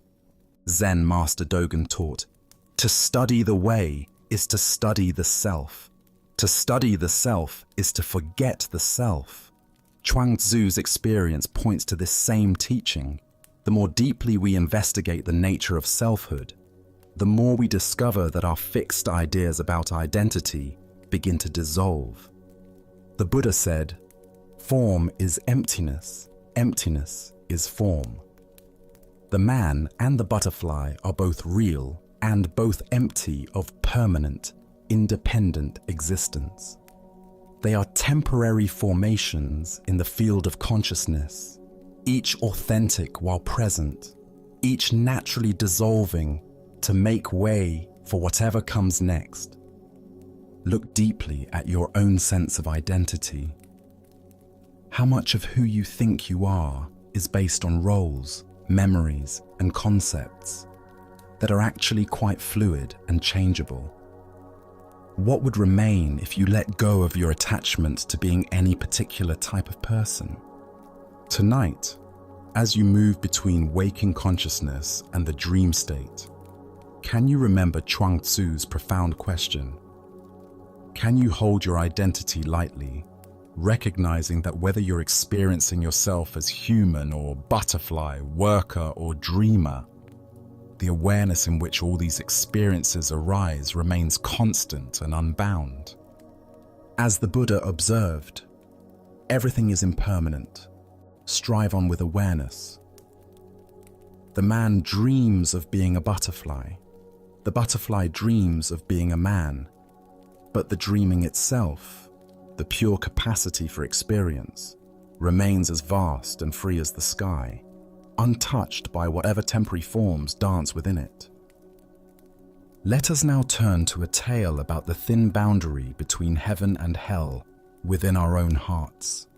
This is the story of the samurai and the gates. In feudal Japan, a battle-hardened warrior named Nobushige sought out the renowned Zen master Hakuin. The samurai's armor bore the scars of countless conflicts, and his eyes carried the weight of a man who had seen too much violence. He approached the master's simple dwelling with a question that had been burning in his mind since his last campaign. "Master Hakuin," Nobushige said, bowing stiffly in his heavy armor, "I have spent my life fighting for my lord, facing death countless times. Tell me truthfully, is there really a paradise and a hell awaiting us after death?" Hakuin looked up from his tea, studying the warrior with penetrating eyes. "Who are you to ask such a question?" he inquired calmly.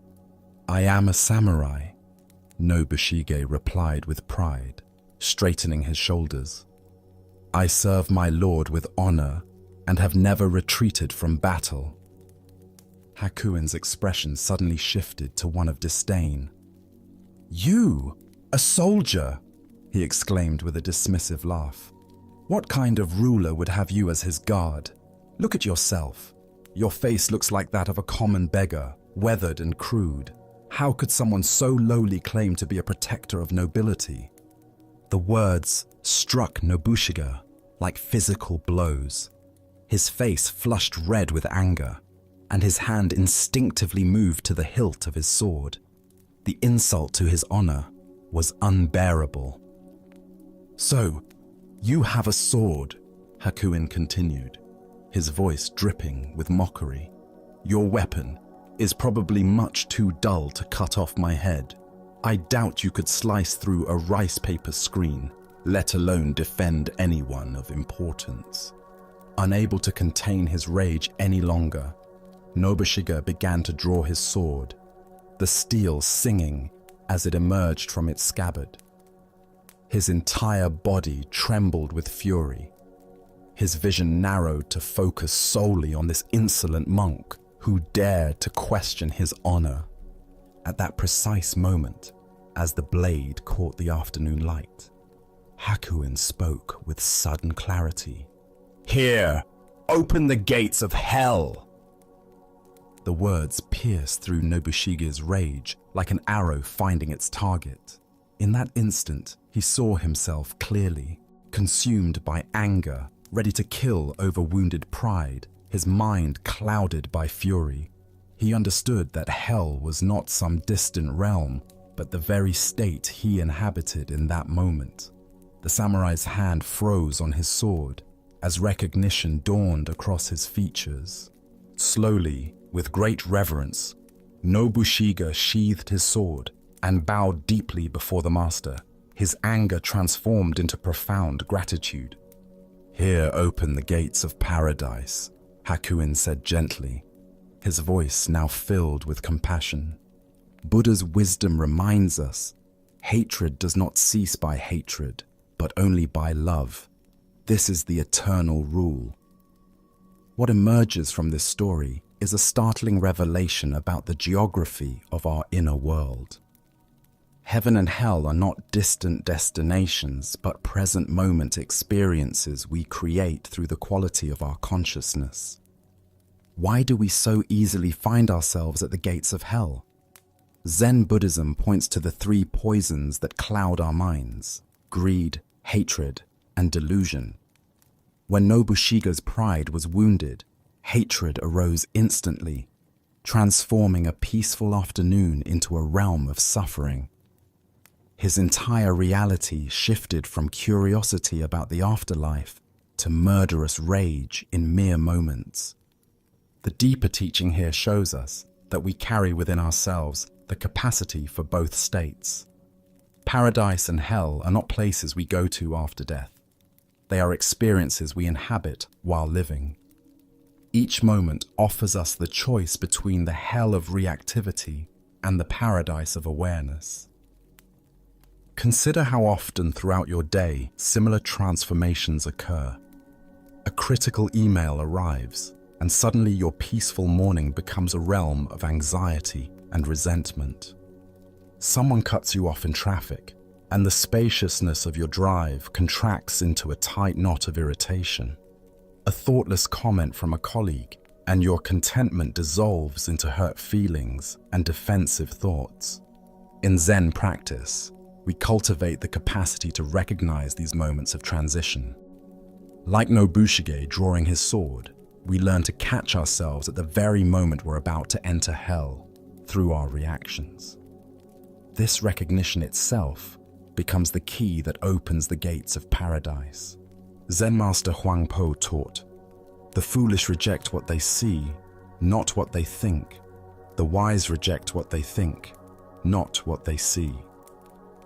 When we're caught in reactivity, we're rejecting the present moment, the master's teaching, the opportunity for awakening in favor of our thoughts about how things should be. The Buddha said, "Better than 1,000 hollow words is one word that brings peace." Hakuin's apparent insults were not cruelty but compassion in disguise. By provoking Nobushige's anger so skillfully, he showed the warrior exactly what he needed to see. that hell is a state of mind we enter through our own choices. This teaching invites us to examine our own triggers. What words or situations instantly transport us to hell? Perhaps it's feeling unappreciated at work, being misunderstood by family, or facing unexpected challenges. Each of these experiences offers the same choice Nobushige faced. Will we draw our sword or recognize the teaching? Tonight, as you notice irritation arising in response to some frustration, can you remember Hakuin's lesson? Can you recognize the moment when you're about to enter hell through your reactions and instead choose the paradise of awareness? As the Buddha taught, what we think, we become. In each moment, we are either opening the gates of hell through unconscious reactivity or opening the gates of paradise through mindful presence. Our next story reveals how liberation comes not from achieving something new, but from recognizing what was never born and can never die. This is the teaching of freedom from birth and death. In a quiet monastery garden where cherry blossoms drifted on the spring breeze, a dedicated student named Goshu approached the wise Zen master Yue. For years, Goshu had been practicing meditation, studying texts, and following all the prescribed methods of spiritual development. Yet despite his sincere efforts, he felt no closer to the enlightenment he desperately sought. Goshu bowed respectfully before his teacher, his face showing the strain of prolonged spiritual seeking. Master, I have been studying Zen for many years, following every instruction, sitting in meditation daily, reading the ancient texts, but I have not yet succeeded. I feel as lost as when I began. Please give me some guidance. What am I missing? What more must I do? Yue looked at his earnest student with compassion, seeing the weight of spiritual ambition that had become a burden rather than a path to freedom. He understood that Goshu's very effort to achieve enlightenment had become the obstacle to recognizing his inherent awakeness. There is no secret trick to Zen study, Yue said simply. It's just a matter of freedom from birth and death. Goshu's brow furrowed with confusion.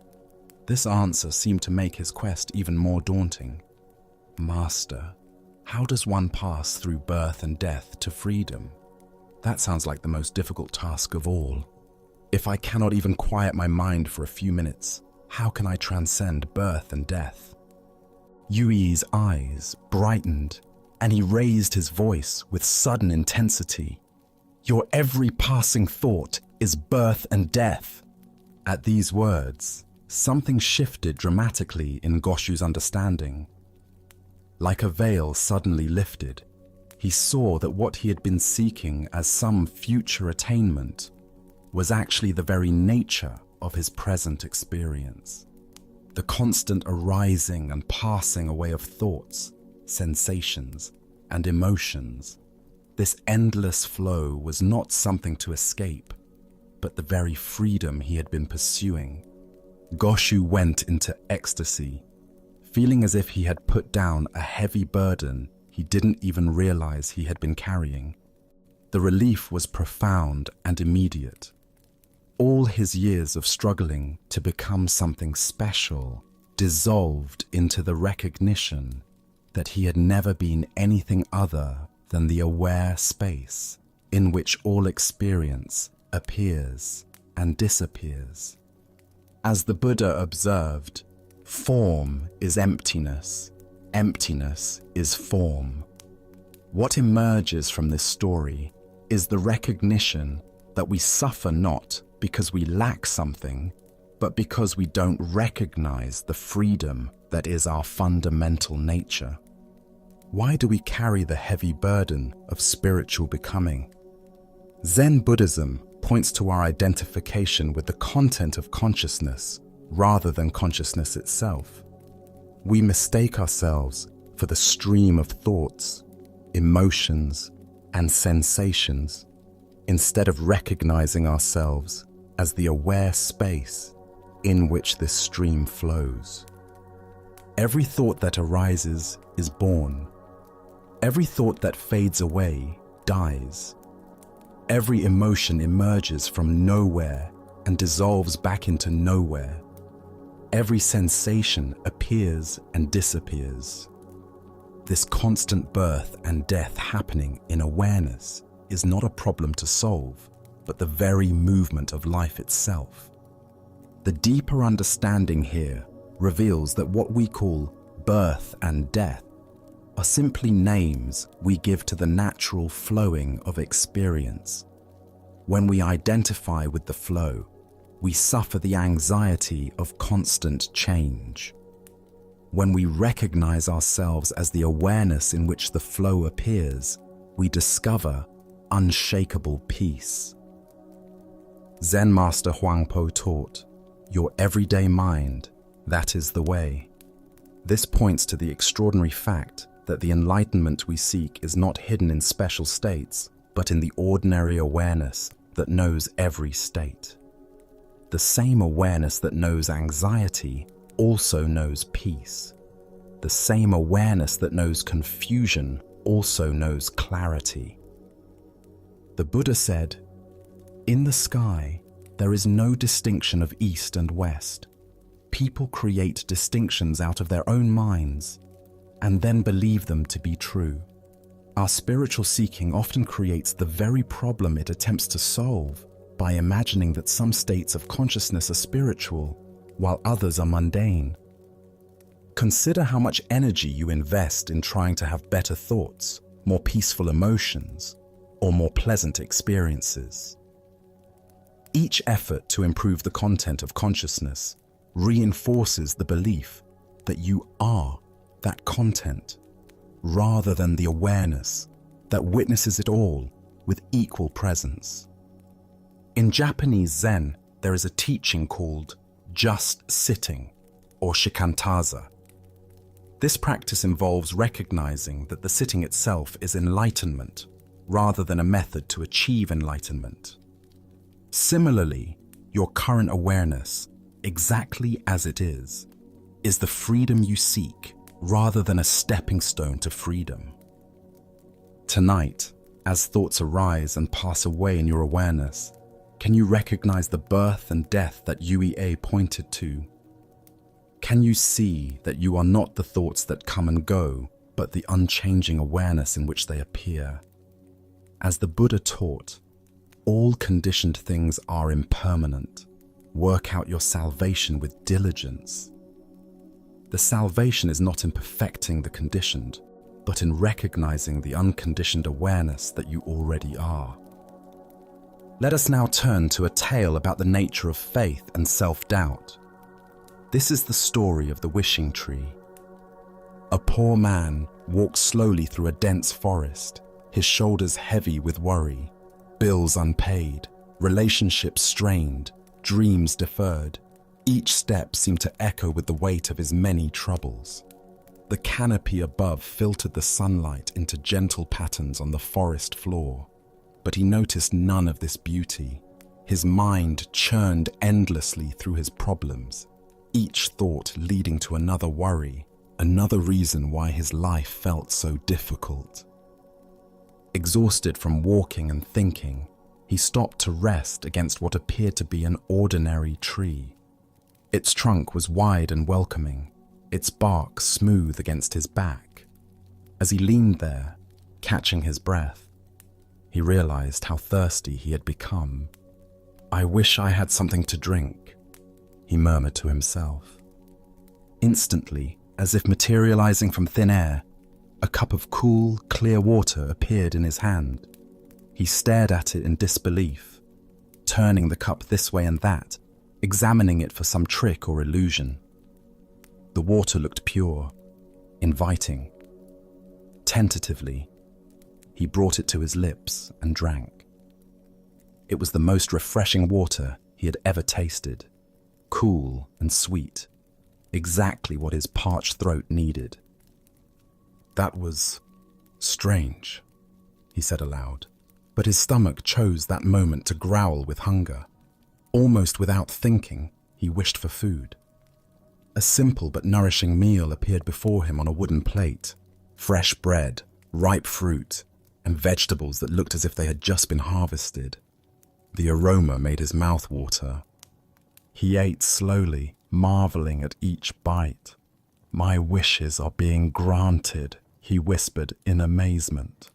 The realization sent a thrill through his entire body.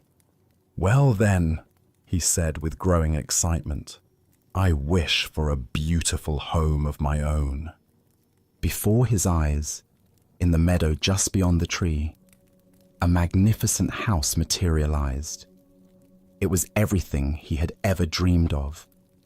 Spacious rooms filled with light, comfortable furnishings, gardens blooming with flowers. His heart raced with joy as he stood and approached his new home. "If I have such a house," he reasoned, "I'll need help to maintain it."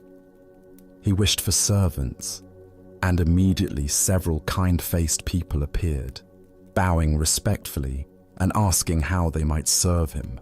The man laughed with delight, hardly believing his incredible fortune. And what good is a beautiful home without someone special to share it with? He wondered aloud. He wished for a beautiful, loving, intelligent woman to be his companion.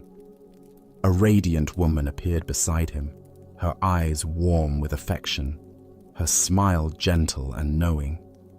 But as she took his hand, something shifted in the man's mind. The rational voice that had whispered doubts throughout his life suddenly grew louder. "Wait a minute," he said, stepping back from the woman. This is ridiculous. I'm not this lucky. Things like this don't happen to people like me. This can't be real. As the words left his mouth, everything began to fade. The woman's loving smile dissolved first, then the servants, then the beautiful house, and finally, even the simple meal he had enjoyed. He found himself alone again, leaning against what now seemed like an ordinary tree, with nothing but his original troubles for company. He shook his head knowingly.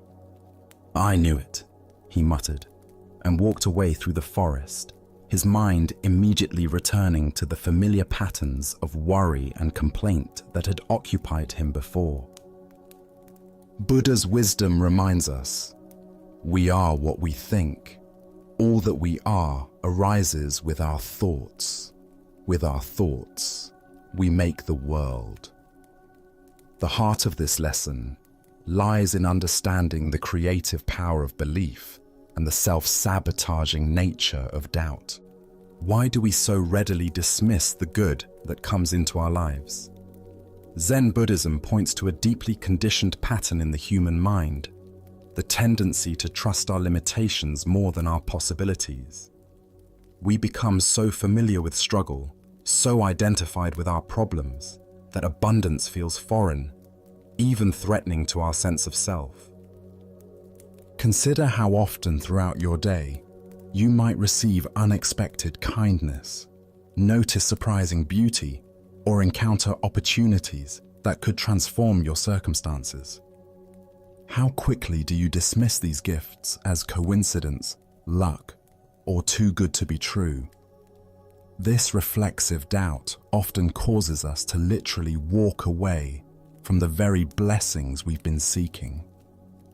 The wishing tree represents the responsive universe that Zen teaches us about, reality that mirrors back our deepest beliefs about what we deserve and what's possible. When we approach life with trust and openness, we often discover resources and opportunities that were always available but previously invisible to us. When we approach with cynicism and self-doubt, these same possibilities seem to vanish. The man in the story had access to everything he needed, but his conditioning told him that someone like him couldn't possibly be worthy of such gifts. His belief in his own limitations became more powerful than the evidence of his senses. This is the tragedy of self-doubt. It causes us to abandon the very solutions to our problems. Zen teacher Suzuki Roshi said, "Each of you is perfect the way you are, and you can use a little improvement." This paradox points to the balance between accepting our inherent worthiness while remaining open to growth. The man under the tree couldn't hold both truths simultaneously, that he was worthy of good things and that positive change was possible in his life. In our modern context, we encounter wishing trees constantly. The colleague who offers genuine friendship, but we assume they have ulterior motives. The job opportunity that seems perfect, but we convince ourselves we're not qualified. The romantic relationship that feels too good to be true, so we sabotage it before it can disappoint us. Each time we choose familiar limitation over unfamiliar possibility, we walk away from our own wishing tree. The Buddha taught, doubt everything, find your own light. But there's a crucial distinction between the doubt that leads to wisdom and the doubt that leads to self-defeat. Wise doubt questions assumptions and seeks truth. Self-defeating doubt assumes the worst about ourselves and our possibilities, then treats these assumptions as facts. Zen practice invites us to notice when we're dismissing good fortune, abundance, or love simply because it doesn't match our habitual story about ourselves. Can we remain open to the possibility that we might be more deserving, more capable, more lovable than our conditioning suggests? Tonight, as you reflect on the day's experiences, can you identify moments when you might have walked away from your own wishing tree? Perhaps a compliment you dismissed, an opportunity you assumed wasn't meant for you, or a moment of joy you cut short because it felt too good to last. What would it mean to trust in your worthiness to receive life's gifts? As the Buddha observed, thousands of candles can be lighted from a single candle, and the life of the candle will not be shortened. Happiness never decreases by being shared. The wishing tree's magic isn't diminished by granting wishes, it's fulfilled by them. And our capacity to receive life's blessings isn't diminished by accepting them, it's expanded. Now, let us explore a story about recognition and the wisdom hidden in plain sight. This is the lesson of the visitor and the holy man. Word had spread throughout the countryside about a remarkable holy man who possessed extraordinary wisdom and spiritual power. People said he could answer any question, solve any problem, and provide guidance that would transform the most troubled life. He lived, according to these stories, in a simple house high atop a mountain, far from the distractions and corruptions of ordinary village life. A man from the valley below had been struggling with a persistent problem that seemed to have no solution. He had tried everything he could think of, consulting friends, seeking advice from local elders, even visiting other teachers. But nothing had brought him the clarity or peace he desperately sought. When he heard about the holy man on the mountain, he knew he had to make the journey, no matter how difficult it might be. The path up the mountain was steep and treacherous. The man climbed for hours under the burning sun, his feet growing sore, his breathing labored, his water supply dwindling. But his determination never wavered. He was certain that once he reached the top and met this legendary figure, all his troubles would be resolved through the holy man's superior wisdom and spiritual insight. Finally, after a grueling climb that left him exhausted and dusty, he reached the simple house at the mountain's peak. The structure was modest and weathered, exactly what he had expected for someone who had transcended worldly concerns. He approached the door with a mixture of anticipation and reverence, preparing himself to meet someone who possessed wisdom far beyond that of ordinary people. When he knocked, an elderly servant answered. The man was plain and unremarkable, his clothes simple, his manner humble, his appearance entirely ordinary. He looked like any of a dozen servants the visitor might encounter in his own village. "I would like to see the wise, holy man," the visitor said, barely glancing at the servant as he spoke. His eyes were already searching past the old man into the house, eager to catch a glimpse of the extraordinary being he had climbed so far to meet. The servant smiled warmly and gestured for him to enter. "Please, come inside," he said gently, leading the way through the modest dwelling. As they walked through the house, the visitor looked around eagerly, his heart racing with anticipation. He examined every room they passed, searching for signs of the holy man's presence, perhaps special robes, sacred objects, or an aura of otherworldly peace. The servant continued to guide him quietly through the simple rooms, past basic furnishings and ordinary household items. Before the visitor quite realized what was happening, they had walked through the entire house and arrived at the back door.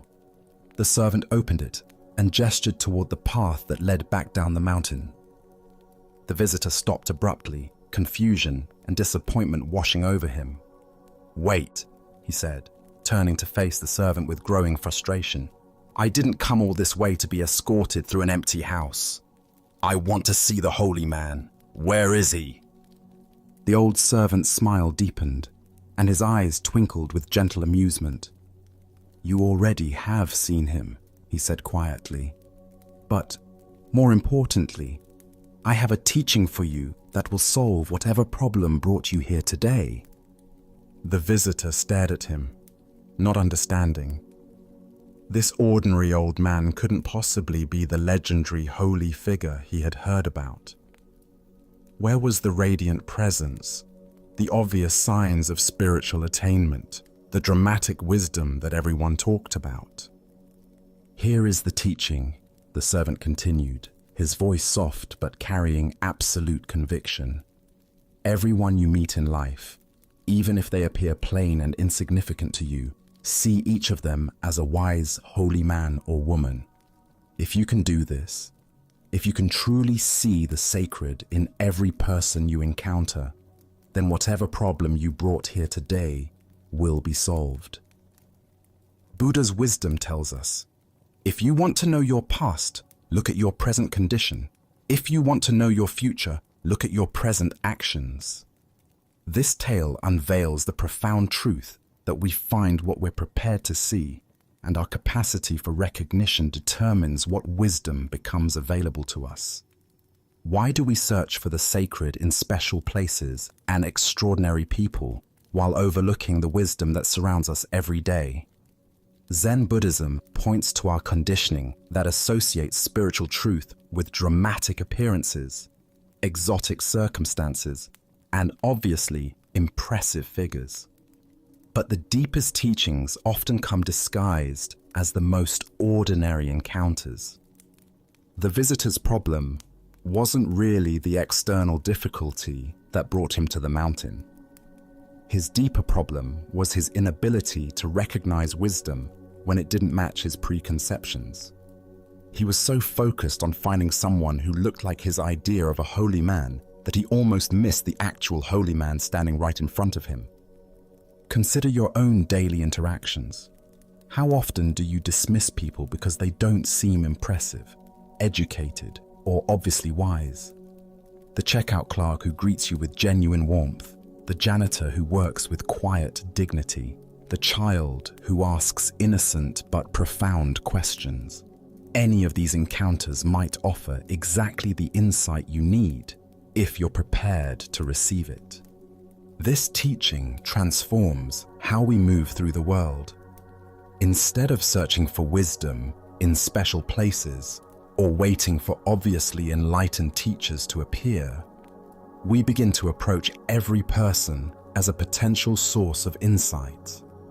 The homeless person on the street, the difficult co-worker, even the family member who annoys us. Each becomes a teacher when we're ready to learn. Zen Master Dogen taught, to study the Buddha way is to study the self. To study the self is to forget the self. When we truly see others as sacred, we naturally forget our own ego's need to feel superior or special.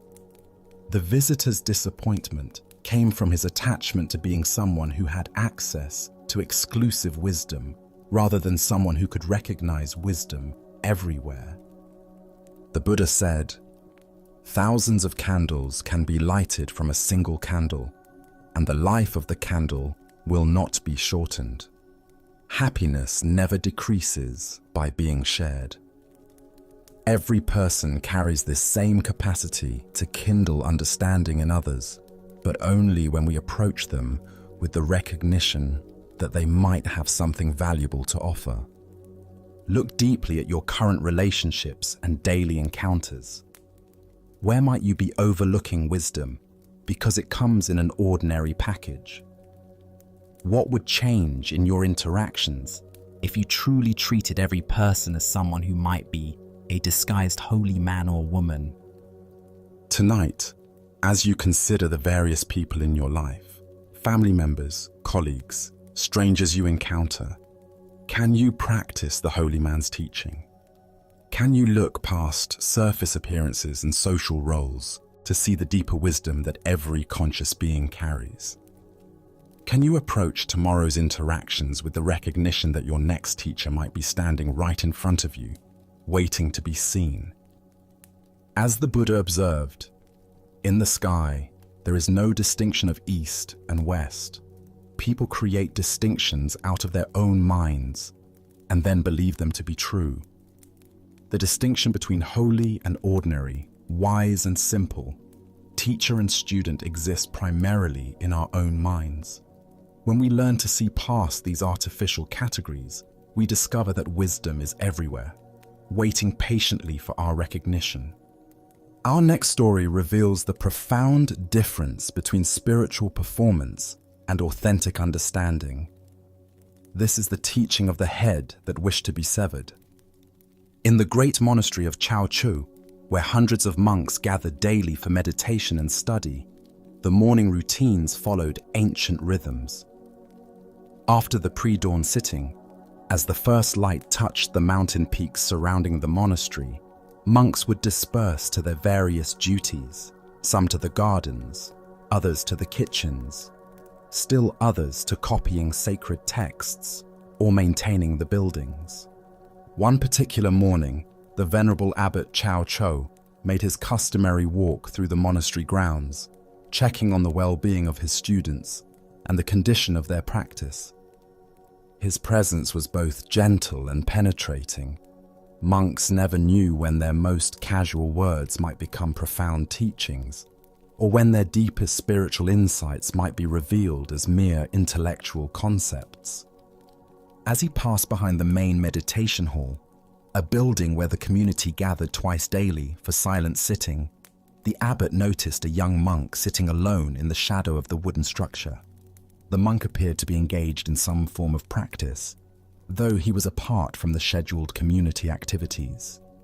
"Brother," Chao Cho called softly, approaching with the quiet steps that had become second nature through decades of mindful walking.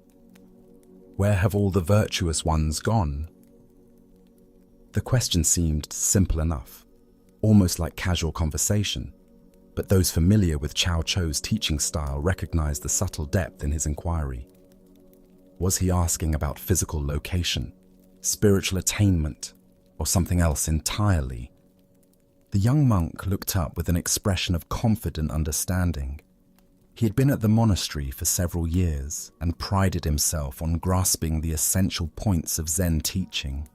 This seemed like an opportunity to demonstrate his comprehension of the Dharma. "They have all gone to work," the monk replied matter-of-factly, gesturing toward the various parts of the monastery where his brothers were engaged in their daily tasks. His tone suggested that the answer was obvious, Virtuous people naturally engage in productive activity rather than sitting idle. What happened next shocked the young monk completely. Without warning, Cao Cao reached into the folds of his robe and produced a sharp knife, its blade gleaming in the morning sunlight. But instead of threatening the monk, the abbot did something far more unsettling. With complete calmness, Cao Cao stretched out his own neck, exposing his throat to the blade, and handed the knife to the bewildered young monk. His voice remained gentle and conversational, as if he were making the most reasonable request in the world. "My responsibilities as abbot are many and demanding," he said with apparent sincerity. "I wonder if you could please cut off my head for me. It would be such a help in managing my duties." The young monk's eyes widened in horror. His hands trembled as he stared at the knife now in his possession and the exposed neck of his revered teacher. Everything about the situation contradicted his understanding of proper monastic behavior, spiritual teaching, and basic human decency. Unable to comprehend what was being asked of him or why, unable to see past the literal surface of the abbot's request to any deeper meaning, the terrified monk dropped the knife and ran. His feet carried him far from the meditation hall, far from the incomprehensible scene, his mind reeling with confusion and fear. Cao Cao calmly picked up the fallen knife, tucked it back into his robe, and continued his morning walk with the same peaceful demeanor he had maintained throughout the entire encounter. As the Buddha observed, it is better to travel well than to arrive. What emerges from this story is a teaching about the vast difference between intellectual understanding and genuine realization. Why do we so often mistake conceptual knowledge for authentic wisdom? Zen Buddhism reveals that our thinking mind loves to collect spiritual ideas and organize them into neat categories, creating the illusion of understanding without the transformative experience of direct insight. The young monk's response, "They have all gone to work," represents the kind of dualistic thinking that separates spiritual practice from ordinary activity.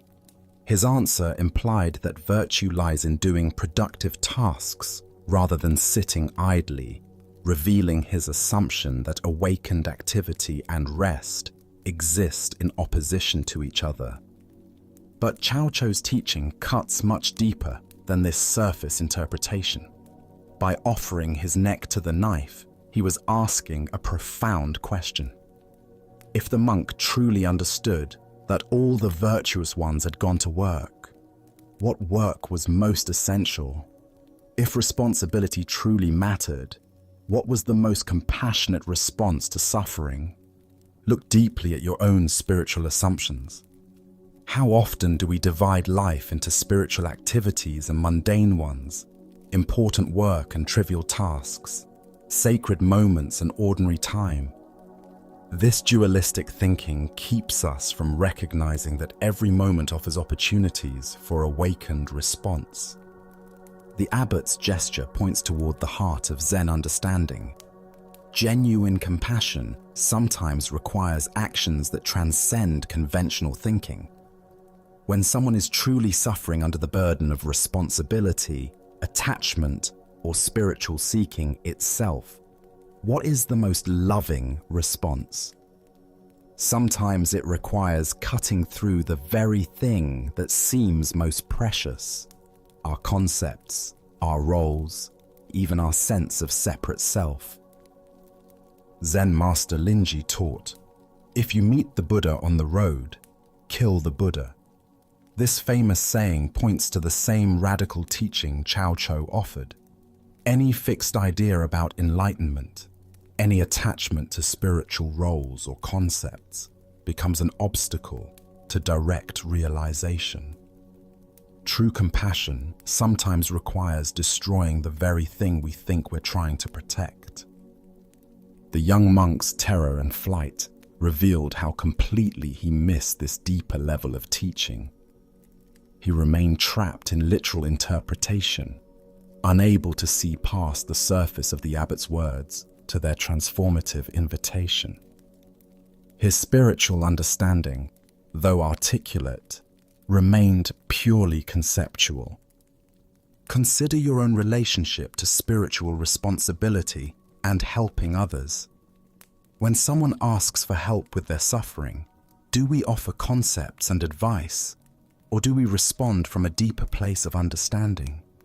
Are we willing to sacrifice our comfortable spiritual positions to meet others exactly where they are? This ancient wisdom illuminates the difference between talking about virtue and embodying it. The monk could identify where virtuous people go and what they do, but when faced with an opportunity for radical compassion, he fled. His knowledge remained divorced from spontaneous, awakened action. In Zen practice, we cultivate what's called great doubt, a willingness to question even our most cherished spiritual understandings. This doubt isn't cynicism, but openness to discoveries that transcend our current conceptual frameworks. Are we prepared to have our spiritual certainties challenged, even destroyed, if it serves awakening? Tonight, as you encounter opportunities to help others with their burdens, can you sense the difference between offering what you think they need and responding from genuine understanding? Can you feel how true compassion sometimes requires cutting through your own comfortable assumptions about what constitutes appropriate spiritual behavior? Buddha spoke of this when he said, "In caring for others, you care for yourself. In caring for yourself, you care for others." The abbot's offer to sacrifice his own head points toward this non-dual understanding. When we truly see interconnection, the boundaries between self and other, helper and helped, begin to dissolve into spontaneous, compassionate action.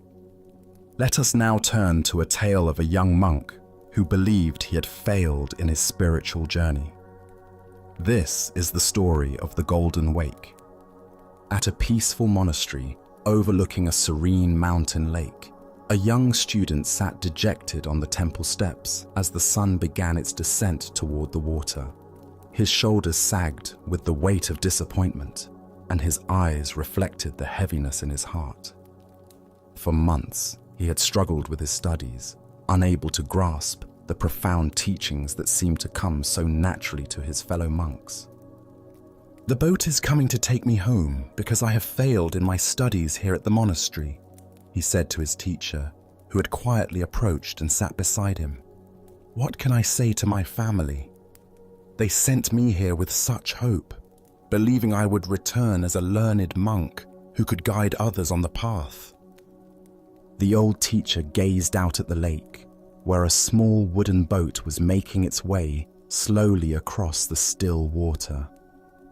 The setting sun painted everything in shades of gold and amber.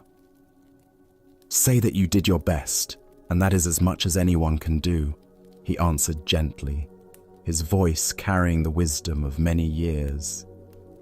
"But I wanted to be a famous monk and teach others," the boy replied, his voice thick with disappointment. "I dreamed of leading meditation sessions, of having students seek my guidance, of making a real difference in the world." "You can," the teacher said simply. "How?" asked the sad boy, looking at his teacher with confusion. "I couldn't even memorize the basic sutras. I fell asleep during meditation. I failed at everything that matters."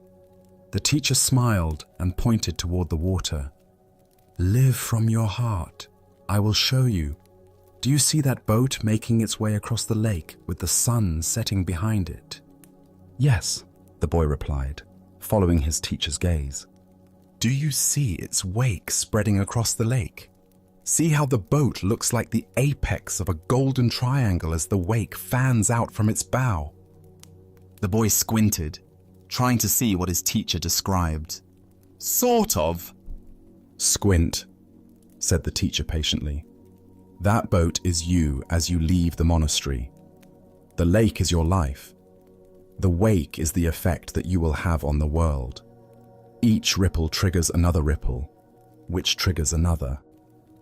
By constantly striving to live as wise and loving a life as you can teach the path of love to everyone you meet simply by being yourself. A few of these people will pass on your good example to others. Thus, the expanding golden wake of good works begets other good works. Most important, notice how each ripple catches the sun and bounces its light back to heaven. The boy watched in wonder as the simple boat continued its journey, the wake indeed forming an ever-widening triangle of light upon the water. Each small wave caught the golden sunlight and reflected it back toward the sky in countless sparkling points. "Would you come home with me and explain all of this to my father?" asked the boy, hope beginning to kindle in his voice. Buddha's wisdom reminds us, a candle loses nothing by lighting another candle. The deeper teaching here shows us that influence spreads not through grand gestures or perfect knowledge, but through the simple authenticity of a heart committed to goodness. Why do we believe that only formal credentials or recognized achievements qualify us to make a meaningful impact? Zen Buddhism points to our attachment to external validation and our misunderstanding of how wisdom actually transmits from person to person. We imagine that teaching requires a podium, a title, or a certificate, when in reality, the most profound lessons are shared through the quality of our presence and the integrity of our actions. Consider how often throughout your day you encounter people who touch your life not through their expertise, but through their kindness, their patience, or their simple human warmth. The grocery store clerk who greets you with genuine care, the stranger who offers directions with a smile, the friend who listens without judgment. These people create ripples that extend far beyond their awareness. In Zen practice, we cultivate what might be called unconscious teaching. This is the natural transmission that occurs when we align our actions with our deepest values. Like the boat on the lake, we may not see our wake, but it spreads inevitably behind us, touching shores we never knew existed. The Buddha said, "Thousands of candles can be lighted from a single candle, and the life of the candle will not be shortened." Happiness never decreases by being shared. Each moment of authentic living becomes a teaching. Each act of compassion creates ripples. Each choice to respond with wisdom rather than reactivity sends light back toward heaven. Tonight, as you reflect on your own journey, can you see the golden wake you're already creating? Perhaps it's in the patience you show a difficult family member, the encouragement you offer a struggling colleague, or the simple presence you bring to everyday encounters. The light you reflect may be illuminating paths you've never imagined.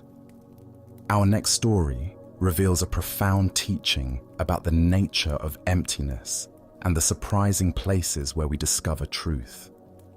This is the story of grasping what cannot be held. In a quiet monastery garden where cherry blossoms drifted gently on the morning breeze, Master Sekio sat with one of his most earnest students. The young monk had been studying Buddhist philosophy for several years, filling his mind with concepts about the nature of reality, the illusion of the self, and the teaching of emptiness that seems so central to the Buddha's wisdom. He could recite passages about shunyata, discuss the philosophical implications of non-being, and engage in lengthy debates about the relationship between form and void. But for all his intellectual understanding, something felt missing.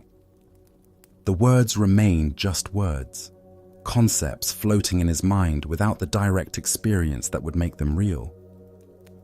He approached his teacher that morning with a question that had been troubling him for months. "Master," the young monk said, bowing respectfully, "I have studied the teaching of emptiness extensively.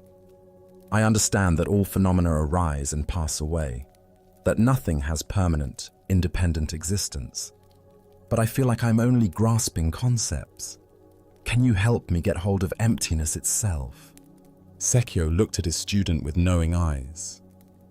He had seen this struggle many times before, the gap between intellectual understanding and direct realization, the frustration of trying to grasp with the mind what can only be known through experience. "Show me how you would get hold of emptiness," the master said simply. The monk thought for a moment, then cupped his hands in the air as if he were trying to capture something invisible.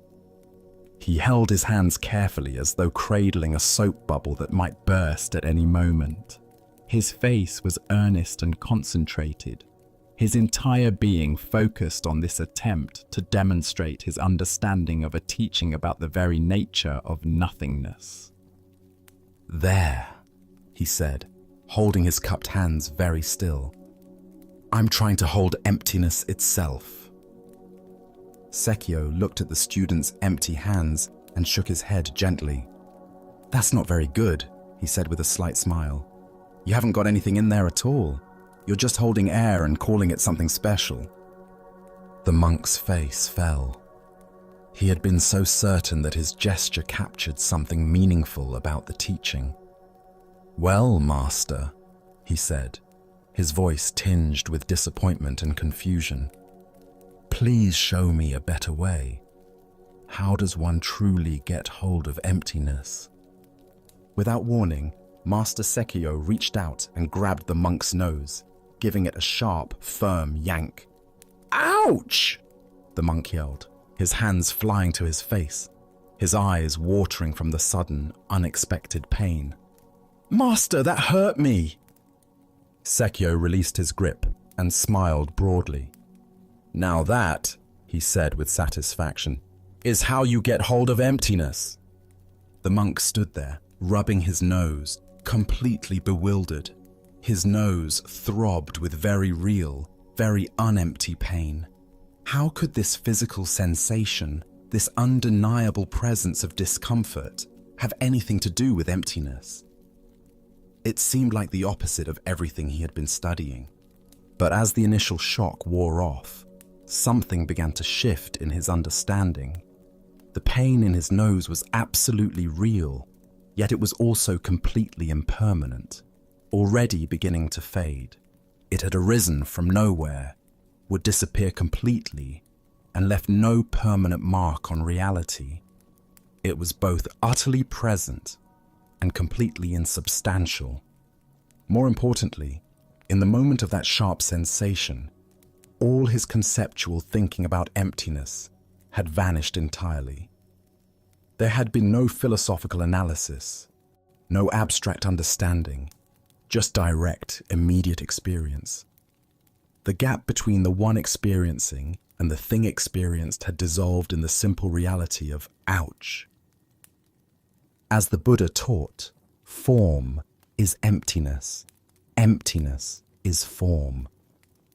Here we discover that emptiness is not the absence of experience, but the very nature of all experience.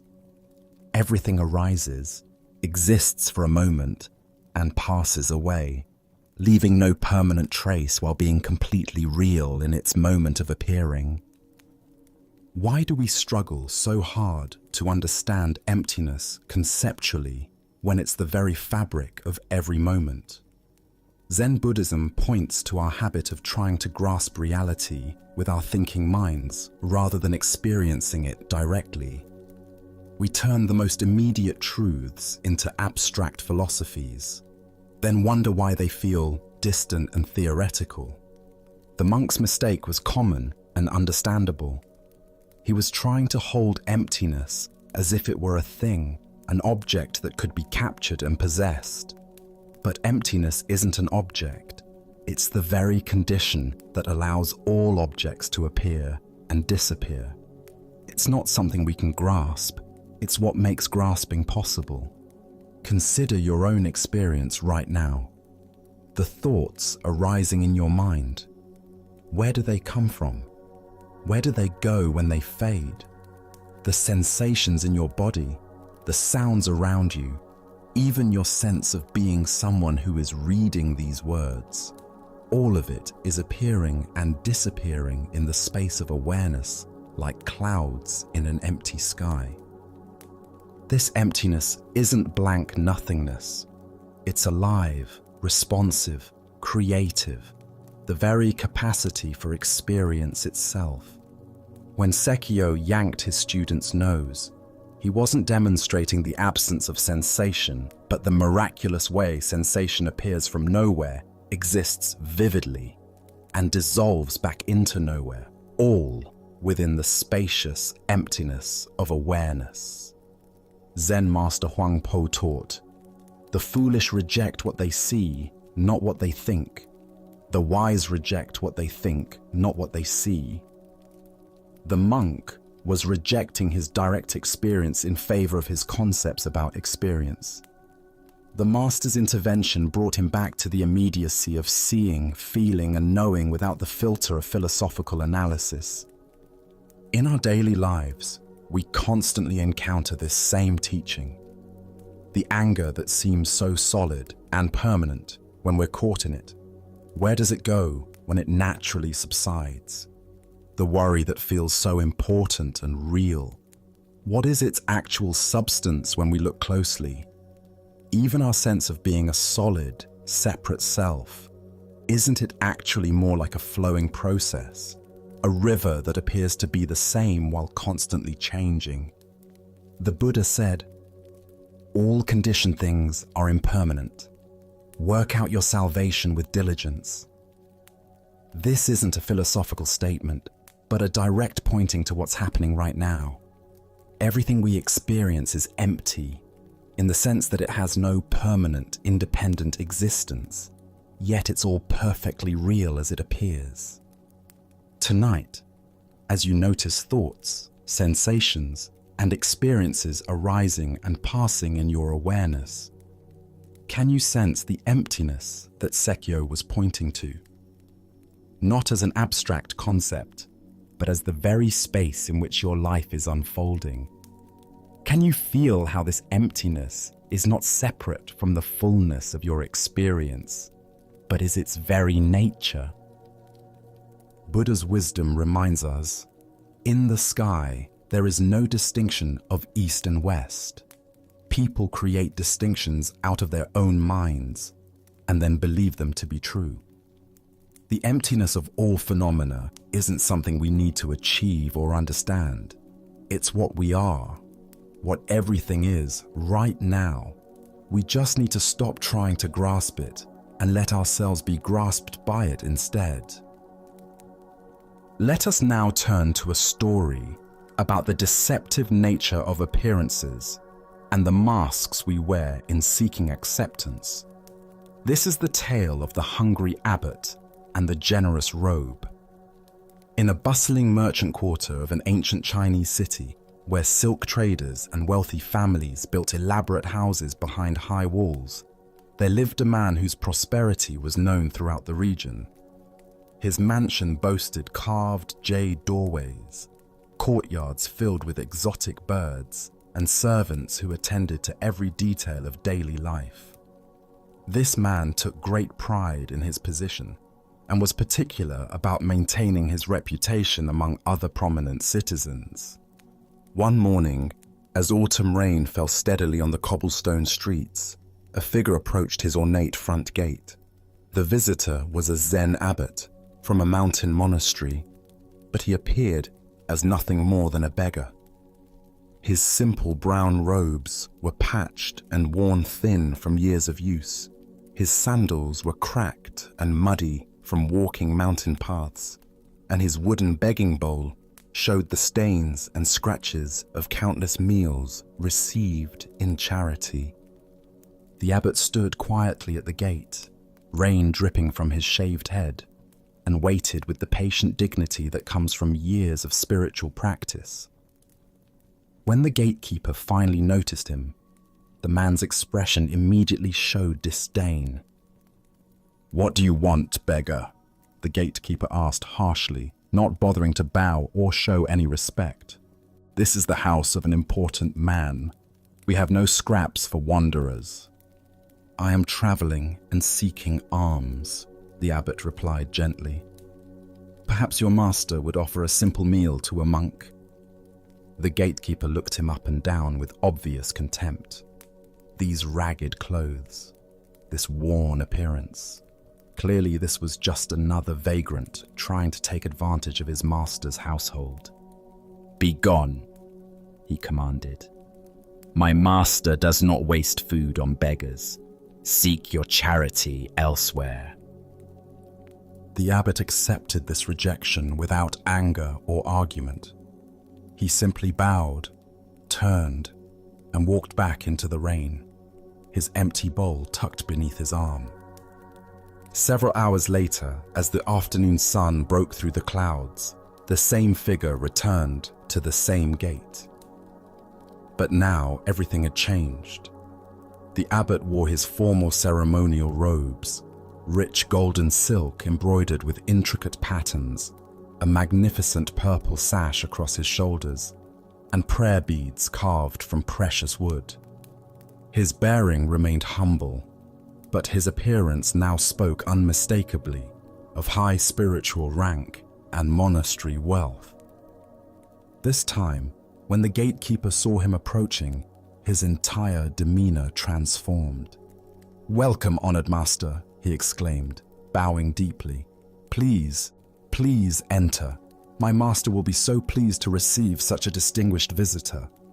The rich man himself hurried out to greet the abbot personally, offering elaborate bows and flowery words of welcome. "Venerable sir, what an honor for our humble household. You must join us for our finest meal. Please allow us to serve you." They ushered the abbot into their most elegant dining room, where servants quickly prepared a sumptuous feast. Delicate fish, perfectly seasoned vegetables, fragrant rice, and sweet desserts filled the low table. The rich man sat opposite the abbot, beaming with pride at his ability to host such an important religious figure. As the first course was served, the abbot did something completely unexpected.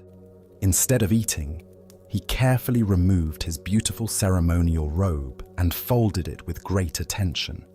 Then, with deliberate precision, he placed the folded robe directly in front of the feast, as if it were the honored guest. Standing up with quiet dignity, the abbot spoke clearly so all present could hear. "This meal is not for me, it is for the robe." Without another word, he walked out of the house, leaving behind both the magnificent feast and the rich man's stunned realization of his own superficial judgment. Buddha's wisdom reminds us, judge not by appearances, a rich heart may be under a poor coat. Here we discover how our fixation on external appearances creates barriers to genuine human connection and spiritual understanding. Why do we judge others so quickly based on their clothing, status symbols, or outward presentation? Zen Buddhism points to our conditioned mind's habit of creating categories and hierarchies based on surface appearances. This mental shortcut allows us to feel we understand people without the more challenging work of seeing their true nature. The rich man's household represents a pattern we all recognize in ourselves. How differently do we treat the well-dressed stranger versus the poorly dressed one? How does our attention change when someone mentions their impressive job title versus their humble occupation? How does our respect shift when we learn someone's wealth or poverty? This ancient wisdom illuminates our tendency to project worth onto external symbols, rather than recognizing the inherent dignity of every person. The abbot remained exactly the same person in both encounters. His wisdom, compassion, and spiritual realization unchanged by his clothing. Yet the household's treatment of him transformed completely, based solely on appearances. Look deeply at your own patterns of judgment.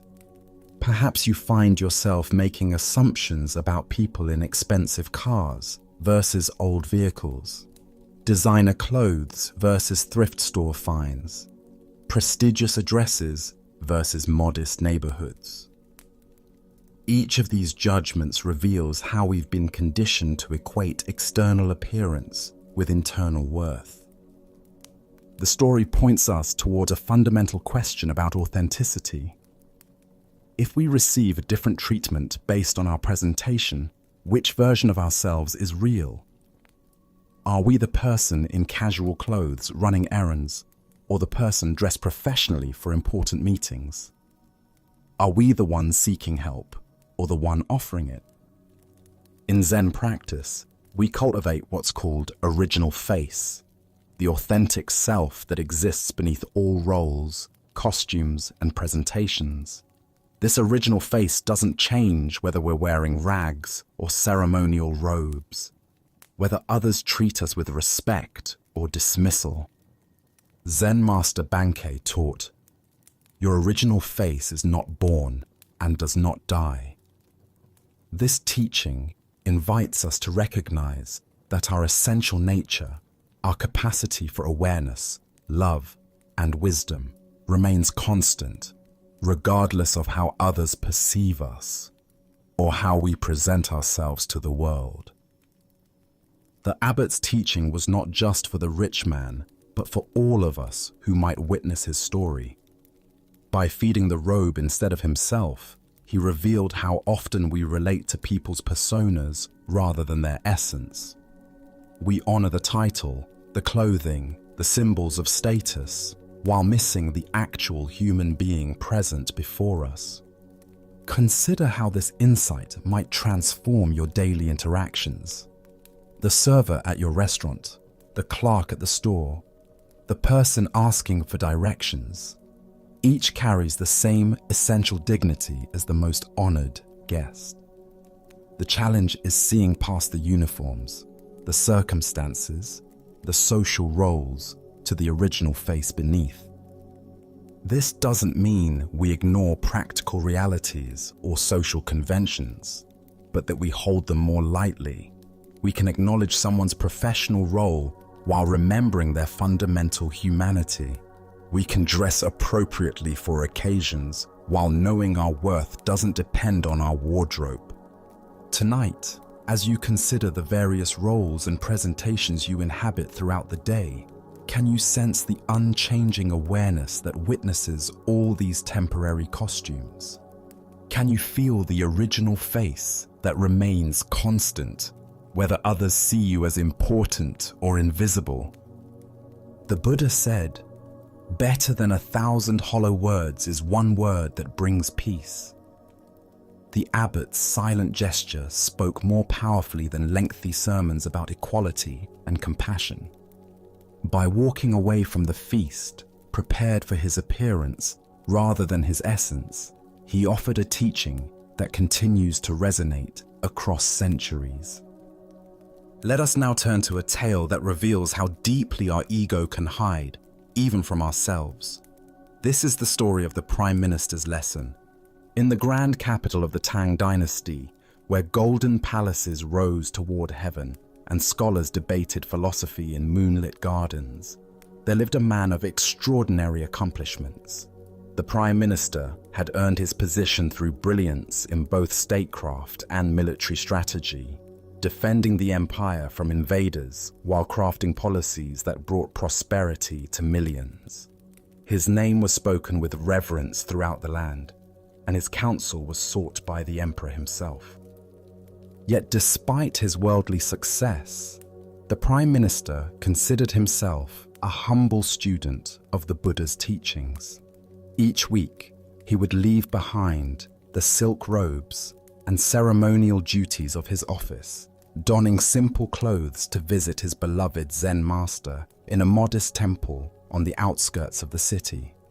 There, surrounded by weathered wooden beams and the gentle sound of wind chimes, he would sit in meditation and receive instruction like any other sincere seeker.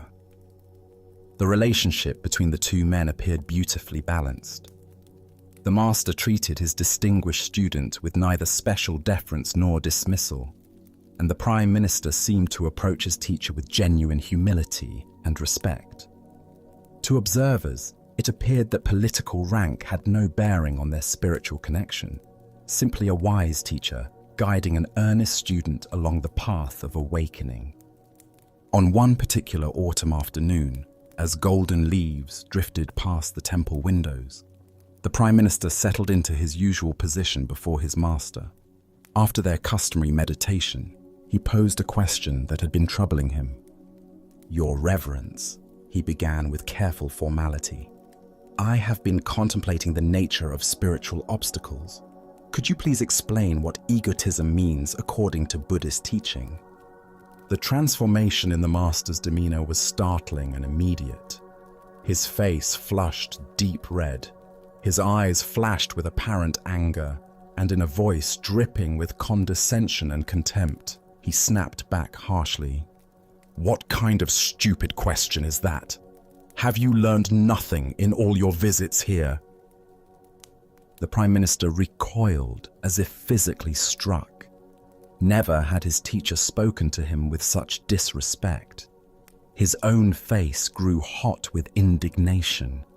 How dare this simple monk, who had never governed provinces or led armies, speak to him in such a manner? Did he not understand to whom he was speaking? The Prime Minister's jaw tightened, his hands clenched, and his entire body bristled with wounded pride and rising fury. Then, just as suddenly as the storm had begun, the master's expression softened into a gentle smile.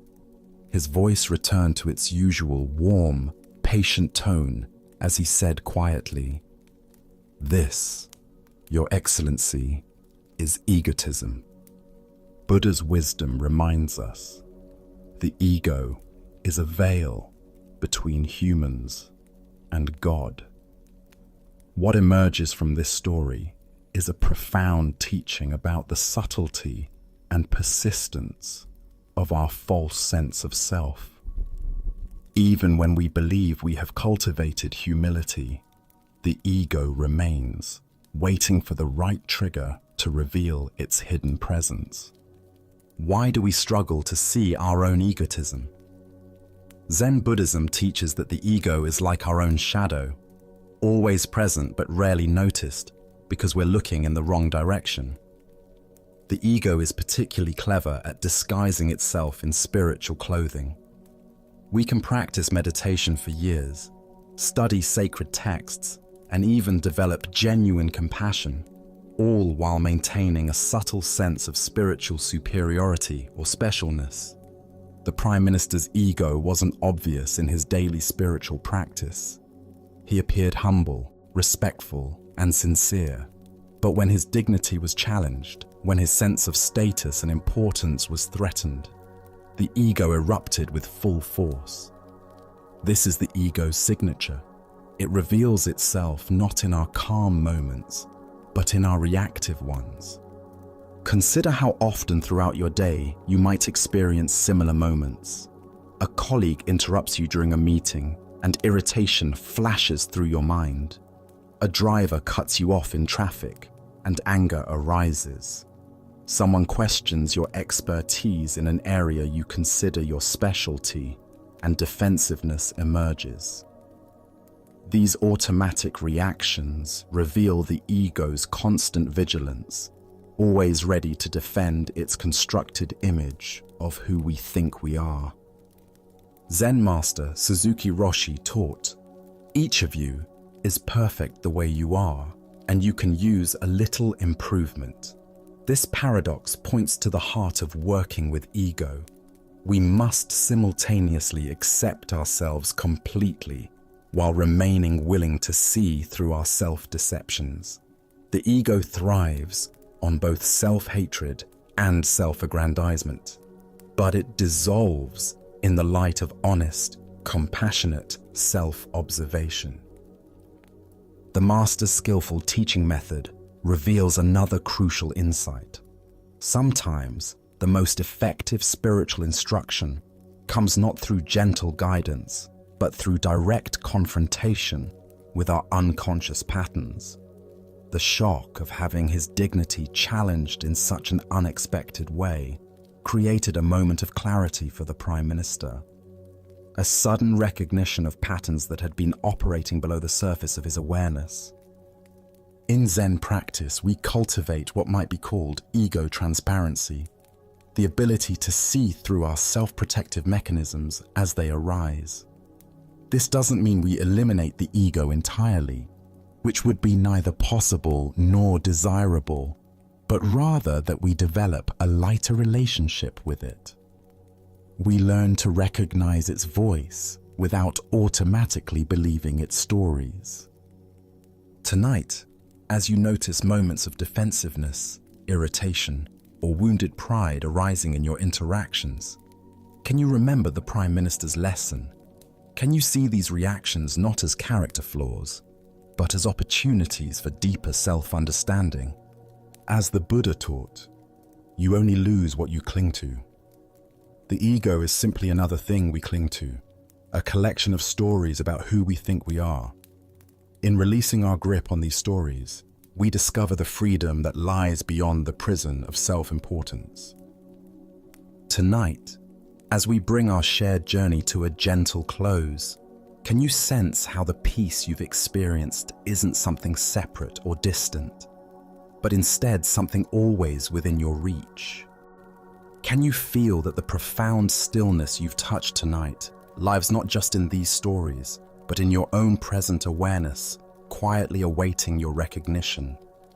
The Buddha taught us, all that we are is the result of what we have thought. With our thoughts, we make the world. Reflecting on this insight, remember that peace and clarity do not depend on external circumstances or special states, but blossom from within your own heart and mind, accessible in every moment. Throughout tonight's journey, each story has offered a timeless lesson, pointing repeatedly to the same transformative truth, that suffering eases when we soften our grip, that inner freedom arises naturally when we release our attachments, and that true peace emerges from seeing clearly beyond illusions and reactions. Even if your mind occasionally drifts, even if restlessness resurfaces, the wisdom you've absorbed tonight is now deeply planted in the soil of your consciousness, ready to support you whenever needed. Consider, as you prepare to rest, that these ancient teachings have illuminated not a distant path, but a way of being fully present right here, right now. In the quiet moments that follow, allow yourself to feel how deeply your awareness has shifted, how naturally your breath now flows, and how gently your heart rests, untroubled and open.